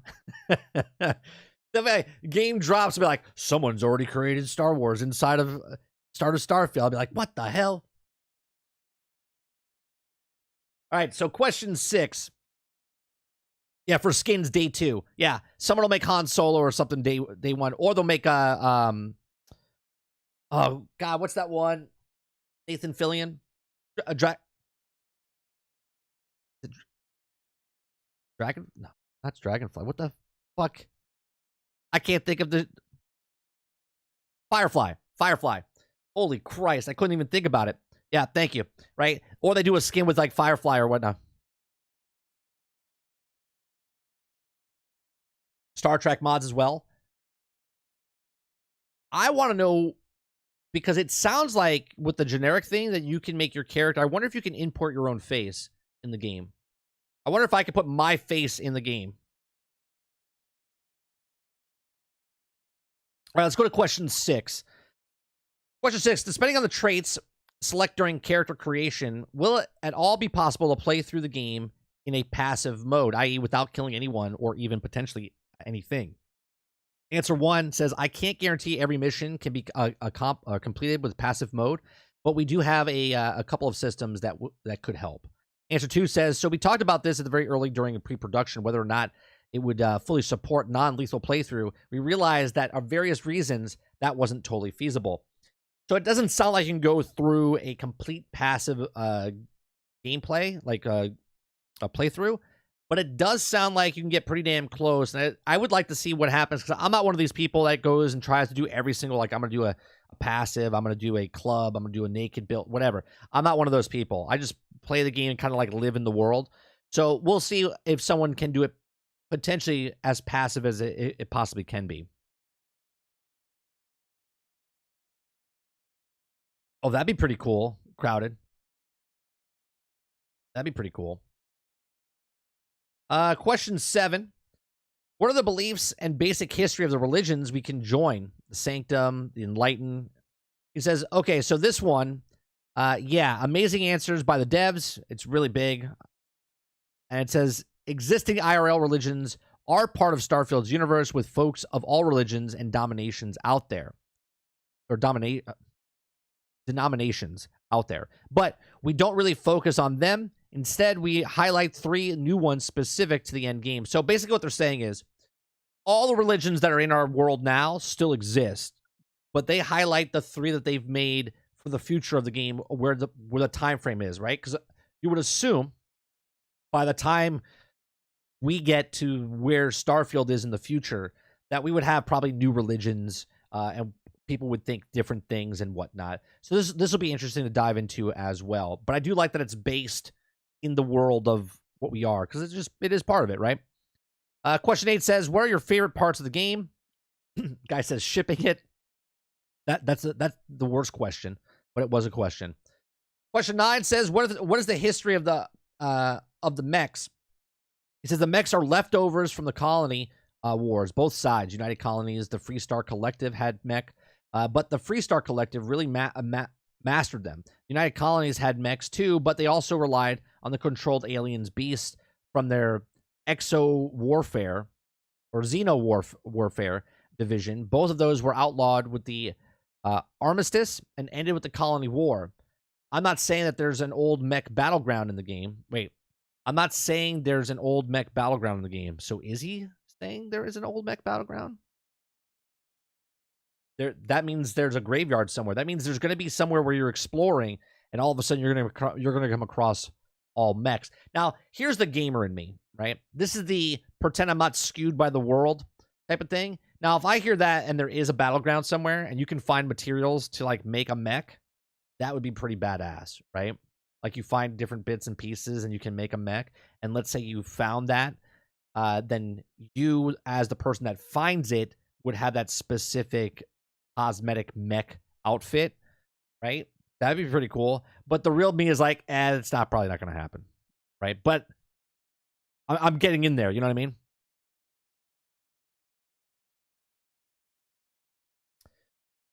Let's see. Wasn't there already shown the direct VI selected traits for what, the religion stuff?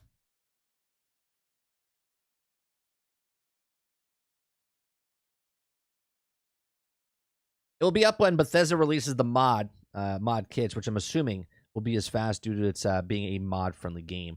Yeah, I think it's gonna, whenever it comes into the game, as fast as possible. That's when they'll get it done. Dave Rose says, kind of sounds like they're trying to over-bloat the game just for the sake of being able to say it's a large to checkbox to me. Well, they actually, one of the questions, it says it's a game that they don't want. It's not a game that you play. It's a game that you, like, what is the word they use? It's a game that you experience, right? And I know that you can take that as for whatever you want, Rose, but they admitted that right off the bat. It's not a game that you play. It's a game that you experience. It's basically a simulator RPG is what it is. All right. Question 10. Will there be a jail system? Yes. You can elect to go to jail or pay a fine when you're arrested, or even resist arrest and try to escape. This sounds fun, right? So if I'm a smuggler, Jack Burton's going across the solar system, and all of a sudden they get some wherries that I have stuff on board, and all of a sudden I'm like, all right, Chewie, get in the back, start blowing them away. I don't know if you can do that, but that's where my brain goes, right? That's where my brain goes. I'm like, all right, I'm going to start running away from this, and my companion is going to be in there, you know, type of thing. Probably not going to happen, but you can run from them. So now you're getting like a cop situation from like Grand Theft Auto type of thing. And then we'll see how that all works. Don't you experience all games, though? If you buy it, you're interested in the context? No, not in the way that they're explaining it, right? So I could play a game and just play the game for what it is. If it's not an RPG, like, for instance, I'm playing God of War. I'm just going through the story of Kratos, right? Which is a completely different experience than if I'm playing the RPG, making a character, and I can go whatever direction I want. I don't even have to play the main story in this game, bros. I can literally just go explore the 1,000 planets and do whatever I want, right? That's the difference. It's not about, yeah, all games you experience by playing the game, but there's different games. Like, I don't know if you ever played Second Life. Second Life is a video game, but at the same time, it's literally a second life. You can have a completely different life in that game than your real life.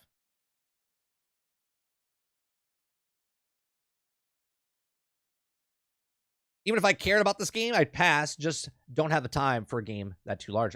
Understandable. Understandable. What if I experience disappointment? Well, that's gonna happen regardless, right, Crowded? The full mod support makes it quite confident. And just because of all the different potential skins and animations, etc., but also for the graphical performance updates like the mod community did for Skyrim. All right, so this one, can you be a double agent in the game? For example, if you join the United Colonies, can you also join the Crimson Fleet and give United Colonies information? And what factions have the features if they do? Says all the playable factions can be completed independently. He says that's exactly what you can do.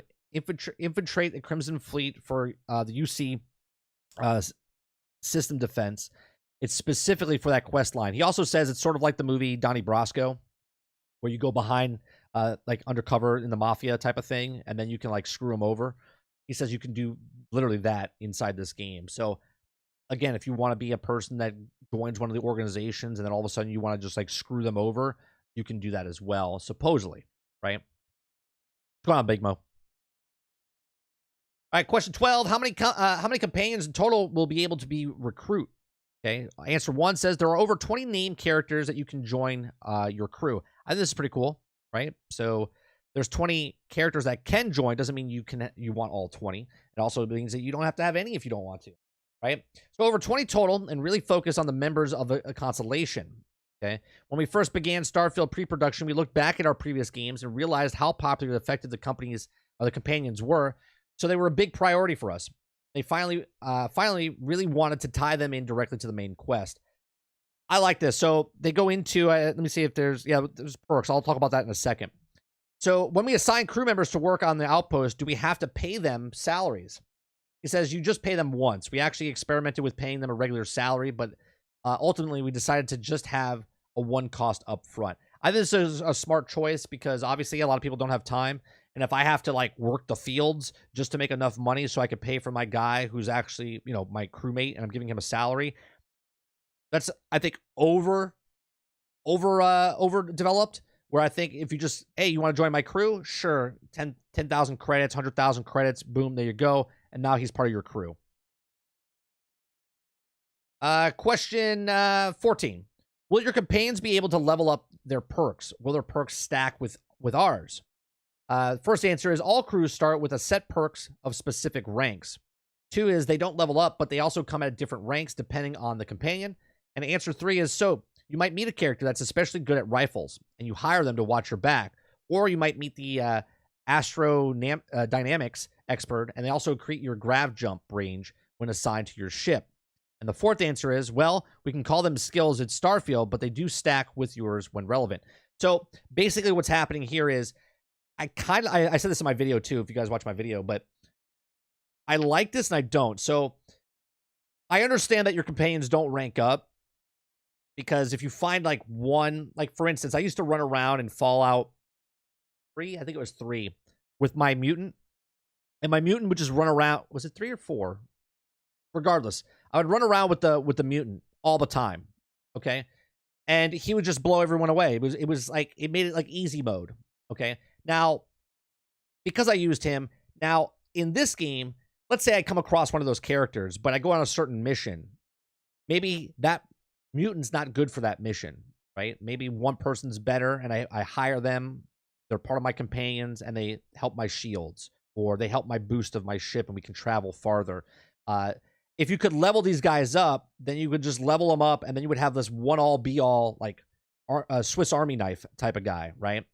So I kind of like the fact that they don't let you rank it up, but I also don't like the fact that they don't let you rank it up, because they made 20 characters. They want you to kind of like pick and choose who you want for what you're doing in that specific moment, which I think is good, right? Because there's like a profession of that character.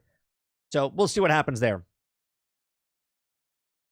And I think that's it. That is the last question. 14 questions. There was other questions, but they gave the 14 of the, I think there was like 20 or something like that. I'm excited about the game, and even in our let me go to our comment section, because I know people are commenting on the actual video. Let me go to the comment section real fast. One person, I haven't responded to them yet. Where is the actual video?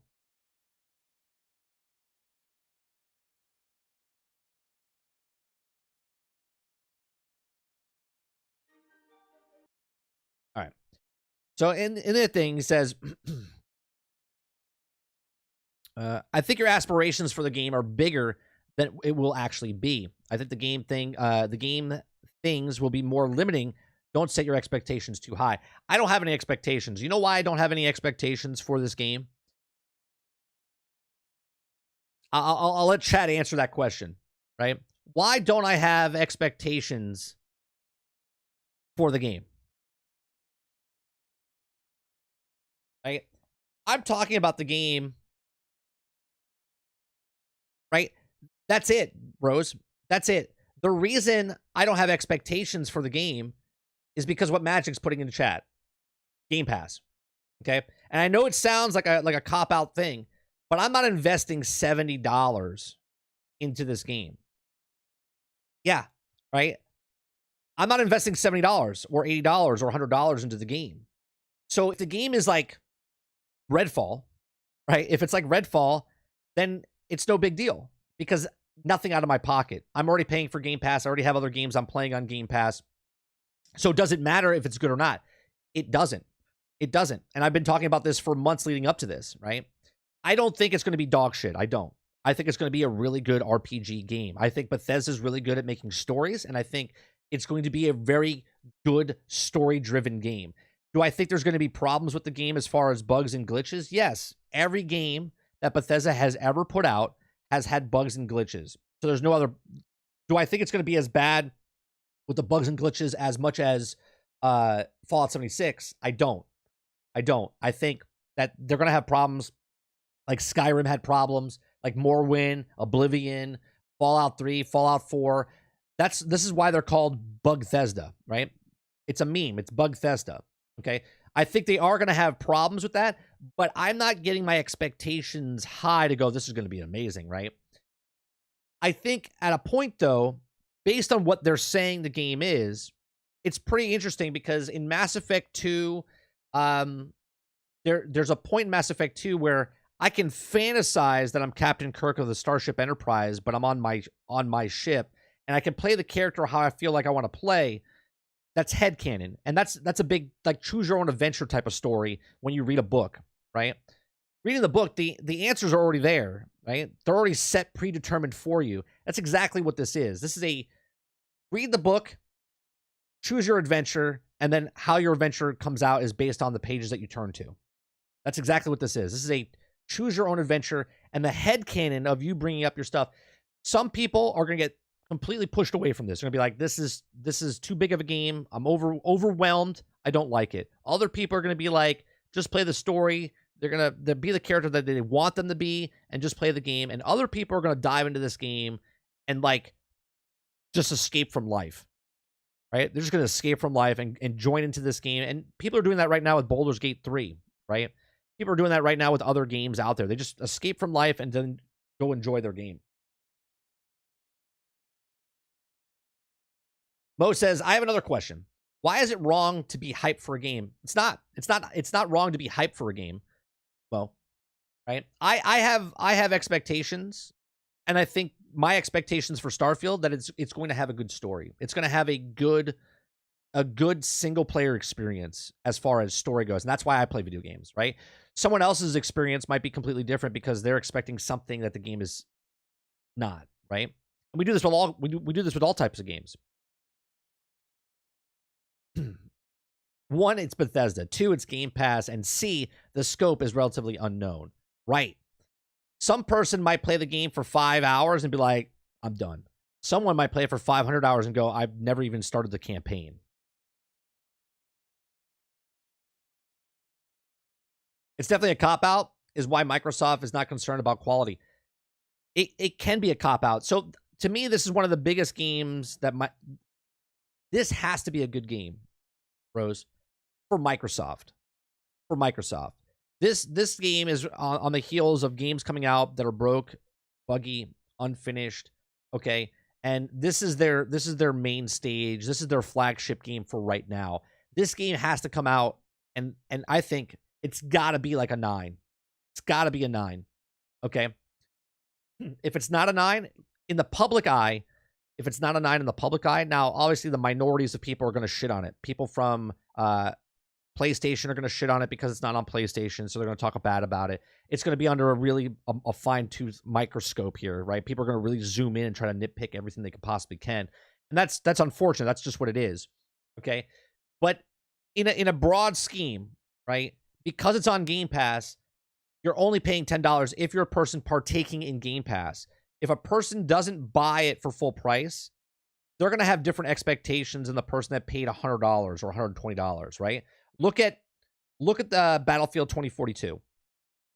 People that paid $120, $125, whatever it was for that, they're bitter. There's lots of people bitter about that game, that it was broke, buggy, unfinished when it came out. And they paid $120 for that game when it came out. Then there's people like myself. I paid 0 cents. It's on Game Pass because they put it on Game Pass, and the game is a lot of fun, but I also didn't invest $120 into the game.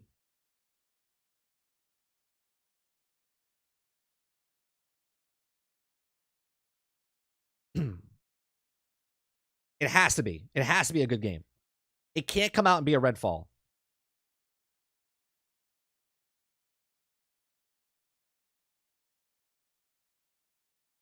Now, people might be hyping it up beyond belief, and they think it's going to be something that it's not, and then they can give it a bad rating. Anyone can give any game a bad rating, but Microsoft in general needs this game to be good.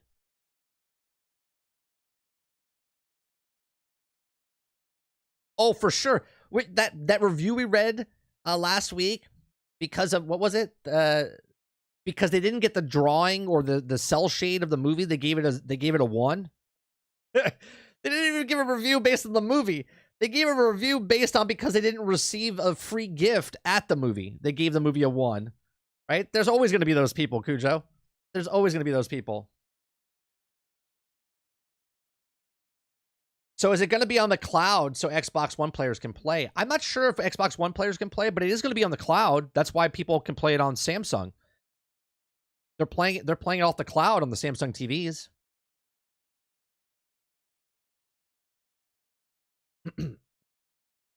Tell me why you would pay full price when you have options.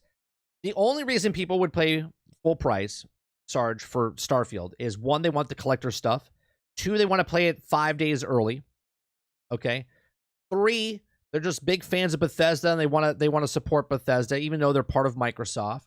Those are reasons why people would play it and buy it early. For everybody else that's like, I don't know if I want to pick it up early. They don't care about the 5-day early access. They don't care about the collector's edition. They don't care about supporting Bethesda itself. They just like, I don't know if I want to play the game, but you know what? You don't have to buy it. You can just try it. Yeah, of course, Dolphin. Yeah, just like I said. You can support Bethesda after you know it's good. Sure. This conversation goes in any game. Why buy a game day one? You don't have to buy a game day one. Just take Game Pass out of the equation. Why buy a game day one? You're hyped for the game. You want to support the developers if it's an indie game. If it's a large corporation, you're just a fan of their games, and that's why you buy it day one. Maybe you want early access of it. Maybe you have a collector's edition of it. There's many reasons why people buy it day one, but do you have to buy it, and should you? Most games, I don't think you should. I think you should wait for the review process. I think you should watch multiple reviews, read multiple reviews, because there's people that are biased towards one way or the other. I try to be as unbiased as possible, right? And just play the game and give you my thoughts on it, and then you guys pick it up if you want to pick it up.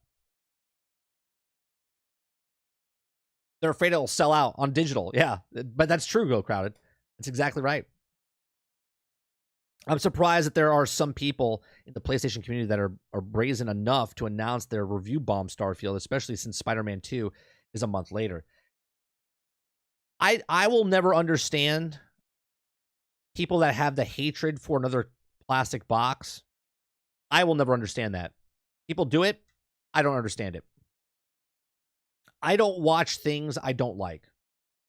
I didn't like what they were doing to Marvel shows, so I stopped watching Marvel shows.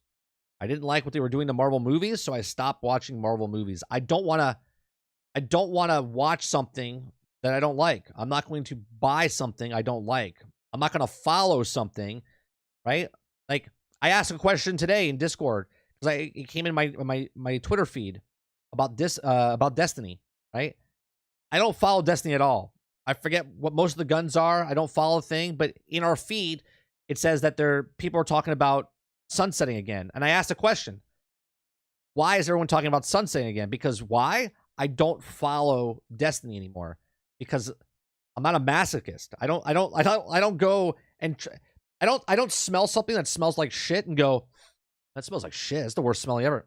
And go back for a second, third, fourth smell. I don't smell it. If someone says this tastes like shit, I'll trust you. I don't need to taste it to know if it tastes like shit.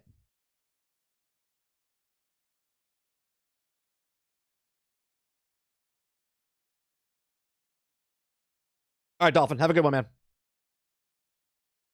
I'm so sick of the Starfield hate just because it's Xbox exclusive. Yeah, well, that's always going to happen no matter what. Yeah, but Mo, you can say that, and you can go the opposite direction as well. Make 1,000 accounts ready to review bomb, and there's also the people that are so diehard they'll make 1,000 accounts just to talk positive about it, right? It's the same thing. Same thing. There's blind hatred, and there's blind loyalty.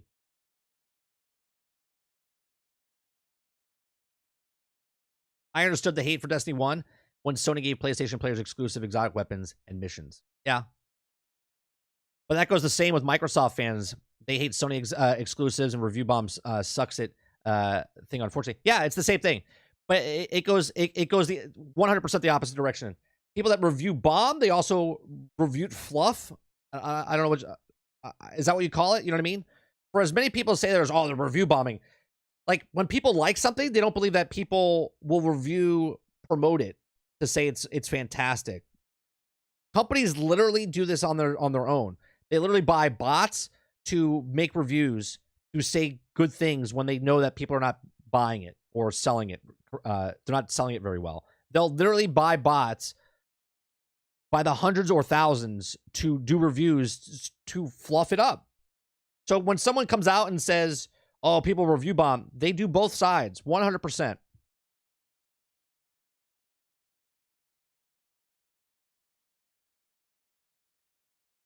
People love to claim that every game is review bombed. This is the first time I'm aware that it's being announced. It's advanced, really going to happen. Oh yeah, there was people that already reviewed. What movie came out There was people reviewing a movie before it came out. They were already reviewing it before it came out, and they were giving it bad reviews. It's like, the fuck do you do that? This is why you shouldn't take reviews for face value.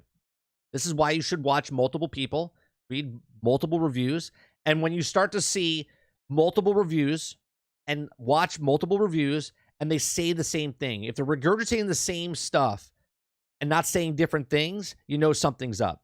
But if you watch a review and they have different thought process and say certain things, then you know that that person's not a shill. You know they're not a person that's just going with the crowd. They say certain things. They say certain keywords. Sarge, maybe just maybe they should be reviewed standard. You wouldn't have this problem. I think you would always have the problem though, right? Bo was referencing a guy on Twitter who said he has 1,000 accounts and review bomb Starfield. Yeah, that's just a guy who was crazy enough to say it out loud. There's people that do that all the time. Do it all the time. There's people that come in. Those of you that don't remember, but on Twitch or YouTube, if someone hate watches you, there's people that hate watch people, and there's people that hate watch people that interact with people, right? They literally have 1,000 accounts. They'll come in, they'll say stupid shit. They get banned. They come back 2 seconds later with another account. If that happens for a streamer, you don't think that's going to happen with an actual product that's going to be making millions and billions of dollars?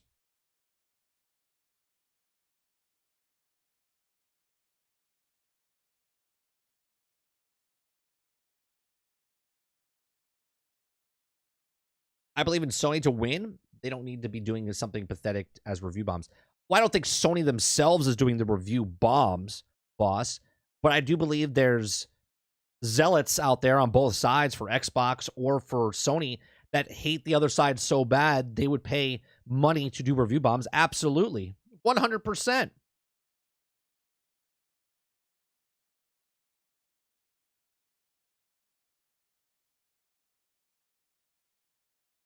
There's more than one that have announced it, which is hilarious.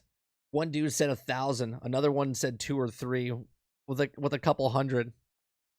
To me, I don't understand how anyone could have that much time on their hands. They've got to be younger people that are just bitter at the world. I mean, just go online. You can see a ton of young people that are just mad to be mad.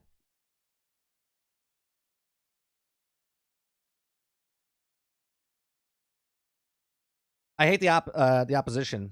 They're my mortal enemy. That's beneath Sony and myself.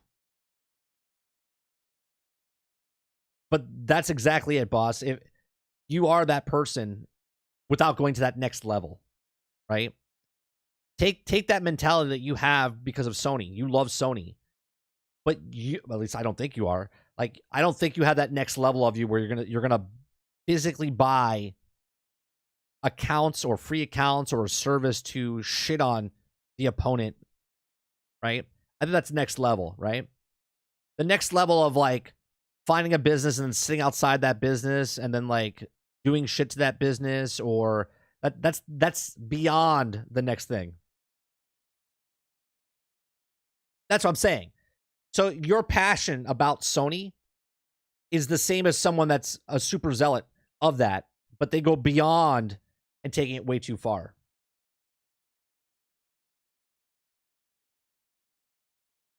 You see what I'm saying? You're okay to have passion and love what you, right? You're okay to think the way you do about Sony and everyone's beneath you and you like the top standard type of stuff, right? That's just like if you go out somewhere, you want top shelf liquor or whatnot. You don't want to drink that cheap shit, right? Other people will just drink the cheap stuff. That's fine. You could be there. It's that next thing over that you go above and beyond. There are people that have that kind of time. It's who has time to what's the thing they do to streamers where they call the cops? They SWAT people, right? Because that's the mentality they have. They hate someone so much they'll literally call the police and make up a story so a person can get physically harmed. So you don't think they're going to do it with reviews?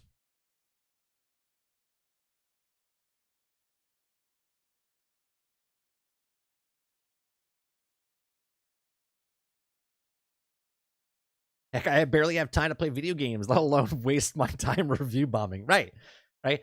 Here's the thing. What is the as a gamer, right? As a gamer, what is the problem if someone's enjoying something that you're not? Nothing, right? Right? If someone's enjoying Redfall, let them enjoy Redfall. Okay. But fundamentally, the problem with games like Redfall that come out that are broke, unfinished, right, hurts us all as gamers when games come out and they're presented as a higher standard game and then they're shit. Right? And you can like bad games. That's okay. But to fool someone, to pretend a game is something or fake it till you make it type of thing is just bad. It's bad for the business. It's bad for the industry. It's bad for gamers. Okay? So you could come out blindly love something that's shit and then you defend it like it's not shit, which you would have to know, right? If you love something so much, but you're blinded by the love of that thing that you love, but you know it's bad. You've played a really good game, you've played a really bad game, but you love this game because it's that time that you have in it, you're still enjoying it. But you have to realize that it's actually a bad game, right? It's okay to admit that there's bad games out there. Right? I don't think Starfield is going to be, and again, this is my opinion before it came out. We only seen the same footage that everyone else has seen. I don't think that game as what it is, as a RPG single-player game, is going to be a bad game. I don't think we're getting 5s and 6s, okay? You're going to get 8s and 9s because Bethesda makes good first-person single-player campaigns. They did it with Morrowind. They did it with Oblivion. They did it with Skyrim. They did it with Fallout 3. They did it with Fallout 4. Everyone brings up Fallout 76, but that's not the same type of game as the rest of the games I just named. I don't hate Microsoft. That's just a joke. I really do hope Starfield is a game that all Microsoft people hope it to be. Right. Same people who shilled for Avengers, shilled for Redfall, so they have no respect for them, in my opinion, deserve to be shit on. You're specifically talking about content creators, Jason, that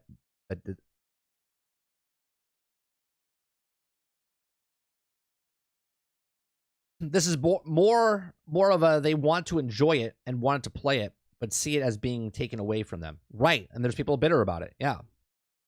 I get that. Cujo. Right? In the before it got announced to all the systems, they assumed it was for all systems. And then when Microsoft swooped in, bought the company, they're like, no, it's ours. And I understand people can be bitter about that, right? But couldn't people be upset? Right? I don't know why you would be upset at Sony, because Insomniac came to Microsoft first and said, "Hey, we want to make this game." And they said, "No, we're not interested." So they went to Sony, and then Sony's like, "Hey, we're going to buy Insomniac," and they made a Spider-Man game. Right? As an Xbox fan, if I really hated Sony, I could be like, "Well, they took it from us," but they didn't. Right? And I'm also not an Xbox fan. I'm just a gamer. Right? So if I want to play Starfield, if I was a PlayStation guy and I want to play Starfield and I don't want to support Microsoft, I would get a Samsung TV. Right? Because I didn't buy a system, and I just play it through Game Pass for that month to test it out. Or I go out and, buy it on the PC on Steam and play it that way. I mean, I don't understand. A gamer's a gamer to me. Play games where you want to play. Don't play games where you don't want to play. But don't waste your time hating on something so bad that it's like consumes you. Yeah, that's what I said, Rose. They literally, Insomniac came to them first and said, "We want to do a Spider-Man game," and they said no. Final Fantasy came to them first as well, and they said no. There was some other game that they did, right?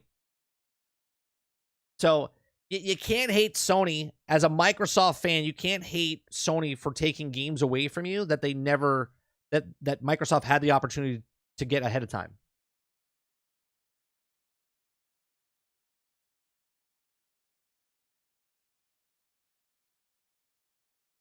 I say for the most part, people, because people can take their love or hate for extreme, they try to forcibly impose their ideology on another. That's where I draw the line. Same. if I play a game and you absolutely love a game, and I have issues with that game, right? Diablo. Right now, people love Diablo. I made my concerns about Diablo before it even came out. I said the problem with the leveling system. I said the problem with the Paragon system. I said my problem with the loot, the storage. And then the game came out, and I had the exact same outlook of it, and now it was confirmed, right? If someone's enjoying it and they have 400 hours in the game, by all means, enjoy the game. I'm gonna bitch about it because of what I think should change about that game. But I also don't hate people that are still enjoying the game. I don't hate Diablo because of what it's doing. I disagree with their monetization practices and what the developers are doing with the game, but that was baked in from the game from the start. Hence why my concerns, right?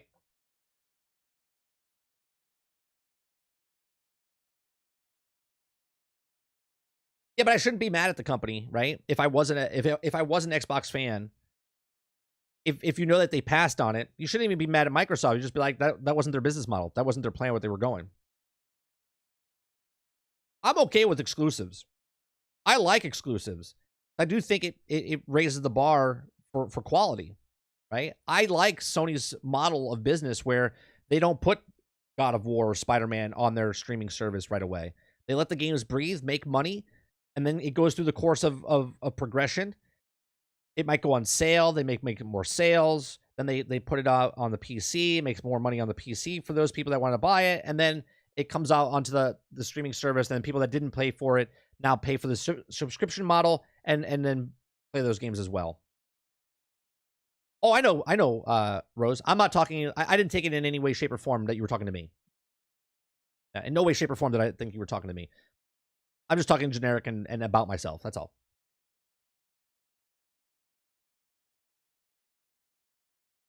Perfect example, right? I played Exoprimal. I put 15 hours in, right? That game to me is not done, right? Mo's enjoying it. He's got over 100 missions in it, and he's leveled up, and I don't know, he's probably like level 40 or 50 or something like that, right? I'm not mad at Mo for enjoying the game, but I do see the flaws with the game, and I don't think Exoprimal should have been launched right now. But that's the business model of the games that we have, right?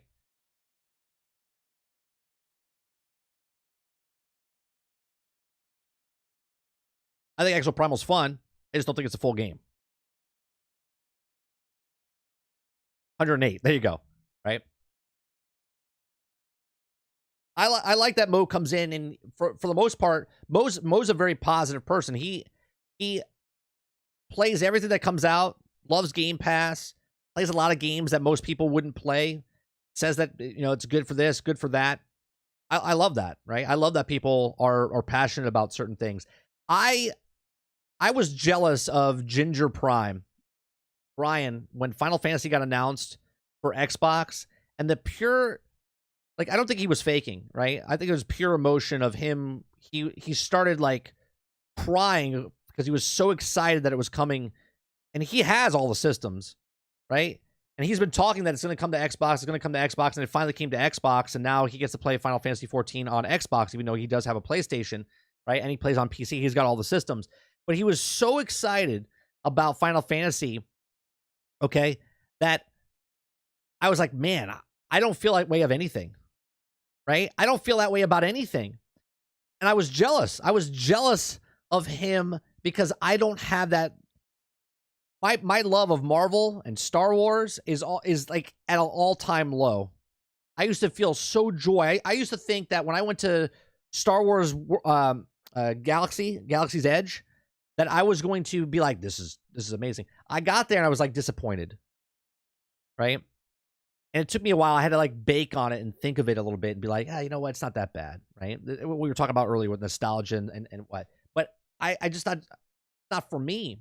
I don't feel that joy. Right? Maybe I'm dead inside or whatnot. But I felt so, I was like, man, I wish I was excited like that.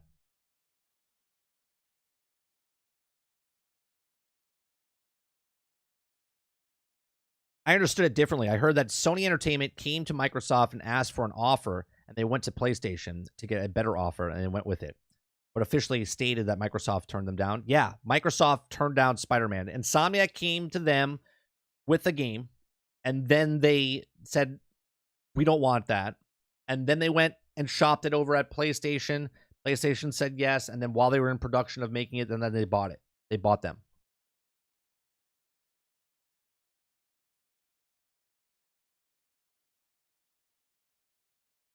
When I heard about Final Fantasy XIV, I defended my raid group when I heard the announcement. Even my neighbors heard. Yeah. You know the joy? The last time I think I was pure joy, is there was a clip of me when I got the Fatebringer, when I was playing Destiny and Destiny 1.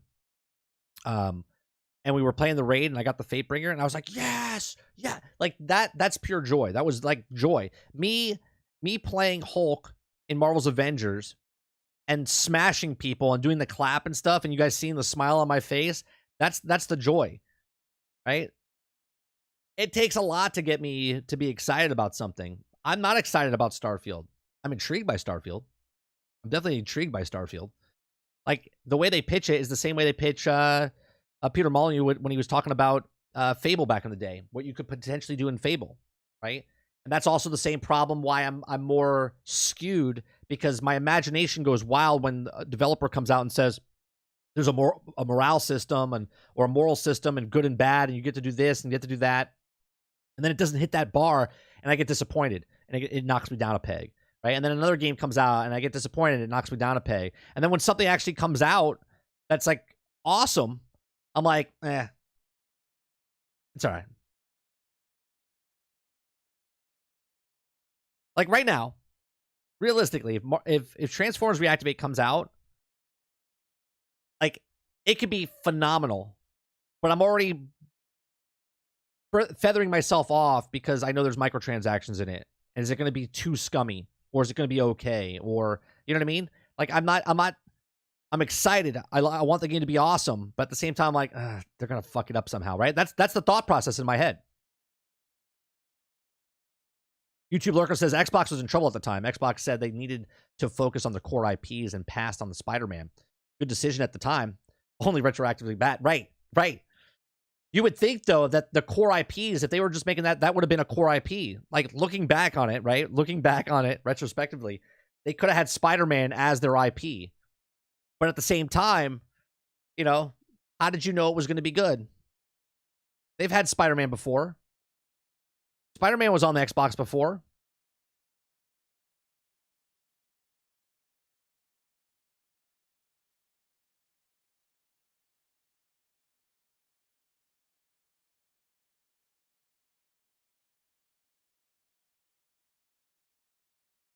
All right. See how how this is going. Pretty good. Right. And now they have Fable 4. Which, off the bat, Jason, I like Playground Games. I think Playground Games does a fantastic job with Forza Horizon, right? The 5 is a phenomenal game. But I'm a little worried. I'm a little worried about Fable 4, because I like Fable. I love Fable 1, 2, and 3. I love playing those games. I love the combat in it. I love what you could do in those games. But I'm a little concerned. I'm a little concerned about Playground doing something out of their wheelhouse. Now, it's risky. They could do something and it could be phenomenal. But something out of their wheelhouse, look at what happened to Redfall, right? Now, obviously, it's completely two different studios. But they did something out of their wheelhouse and didn't turn out good. Now, the studio that did Hi-Fi Rush, they did something out of their wheelhouse and it turned out to be really good. But I look at the negative more than I look at the positive.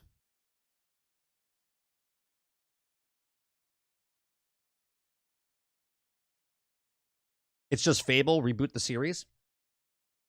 Yeah, but it's the fourth Fable, regardless if they're rebooting it or not, Mo. It's still a fourth Fable.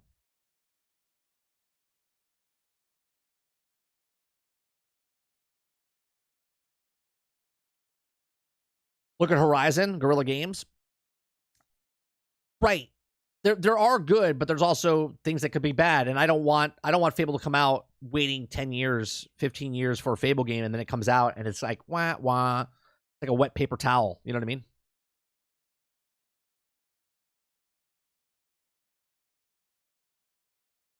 I think it's the 5th or 6th Fable.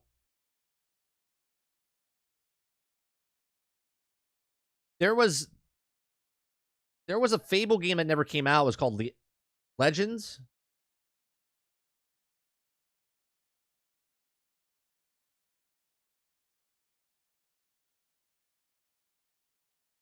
There was Fable 2, Fable 2 pub games, right? Hold on, let's see. There's Fable from 2001 to 2006, Fable 2 and 3 from 2006 to 2012. There was Fable The Journey, a spin-off within the series, was released in October of 2012 in North America and Europe, and the game utilized the Kinect attachment. That was absolute garbage. That wasn't really it. That was a spin-off of the series. There was a Fable-themed card game. And then there was Fable Legends that never got made. They released a trailer but never got made.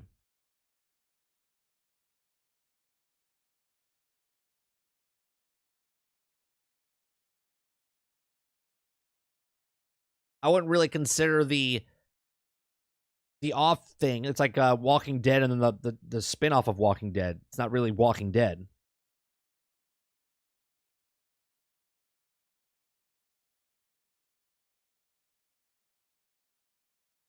Yeah, Legends got canceled.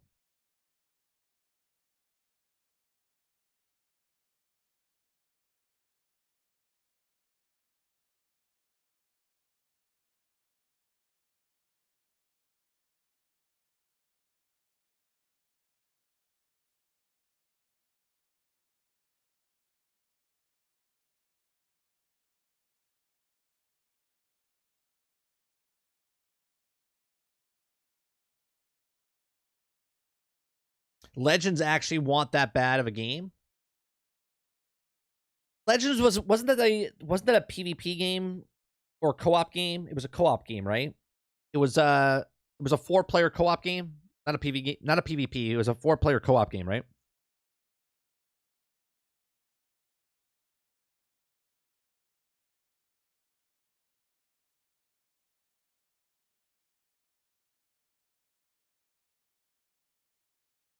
Wasn't that bad of a game though. But how do we know it didn't come out? Was there gameplay? Did people actually play it? How can you say it wasn't bad? It wasn't a bad game. It got canceled. It wasn't a complete game. At least if it was a bad game, okay, at least if it was a bad game, they chose to not release it.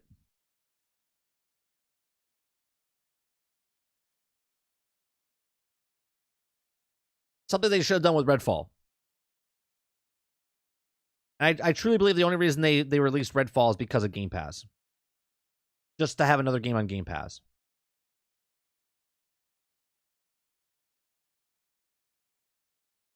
And then the people that were just suckers that bought it straight up.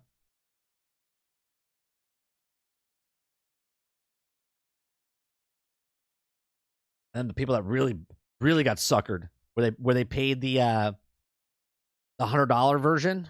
Like, what the hell was that? What the hell was that?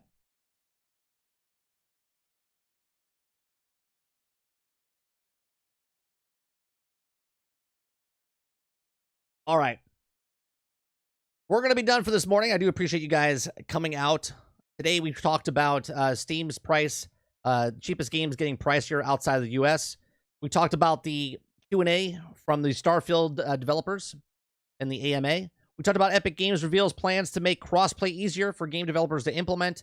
And we talked about the MultiVersus making a massive mistake by closing that game down and what they could do basically to make what they would have to do to make that game better. We do appreciate you very much for coming out. Hitting that like button helps us. Hitting that subscribe button if you're not subscribed helps us out here as well. We do these shows Monday through Thursday from 10 o'clock in the morning to about noon Eastern time. Sometimes we go over, sometimes we don't. Tonight, 8 p.m. Eastern, Generation X Gaming, a weekly podcast that goes over a few of the top stories from the past week. Join me and Sarge as we go over a few of the stories and we rant along the way. It's a good time. We do those at 8 p.m. Eastern on Thursdays. Other than that, Appreciate it very much, and I'll see you guys. Don't forget to go to my Starfield channel. I know we covered the questions here, but if you guys can do me a favor, go over to the video, hit play, hit like, leave some comments, interact with it so it gets boosted up into the algorithm of YouTube. Appreciate it very much. I'll see you guys tonight at 8 p.m. Eastern. Peace.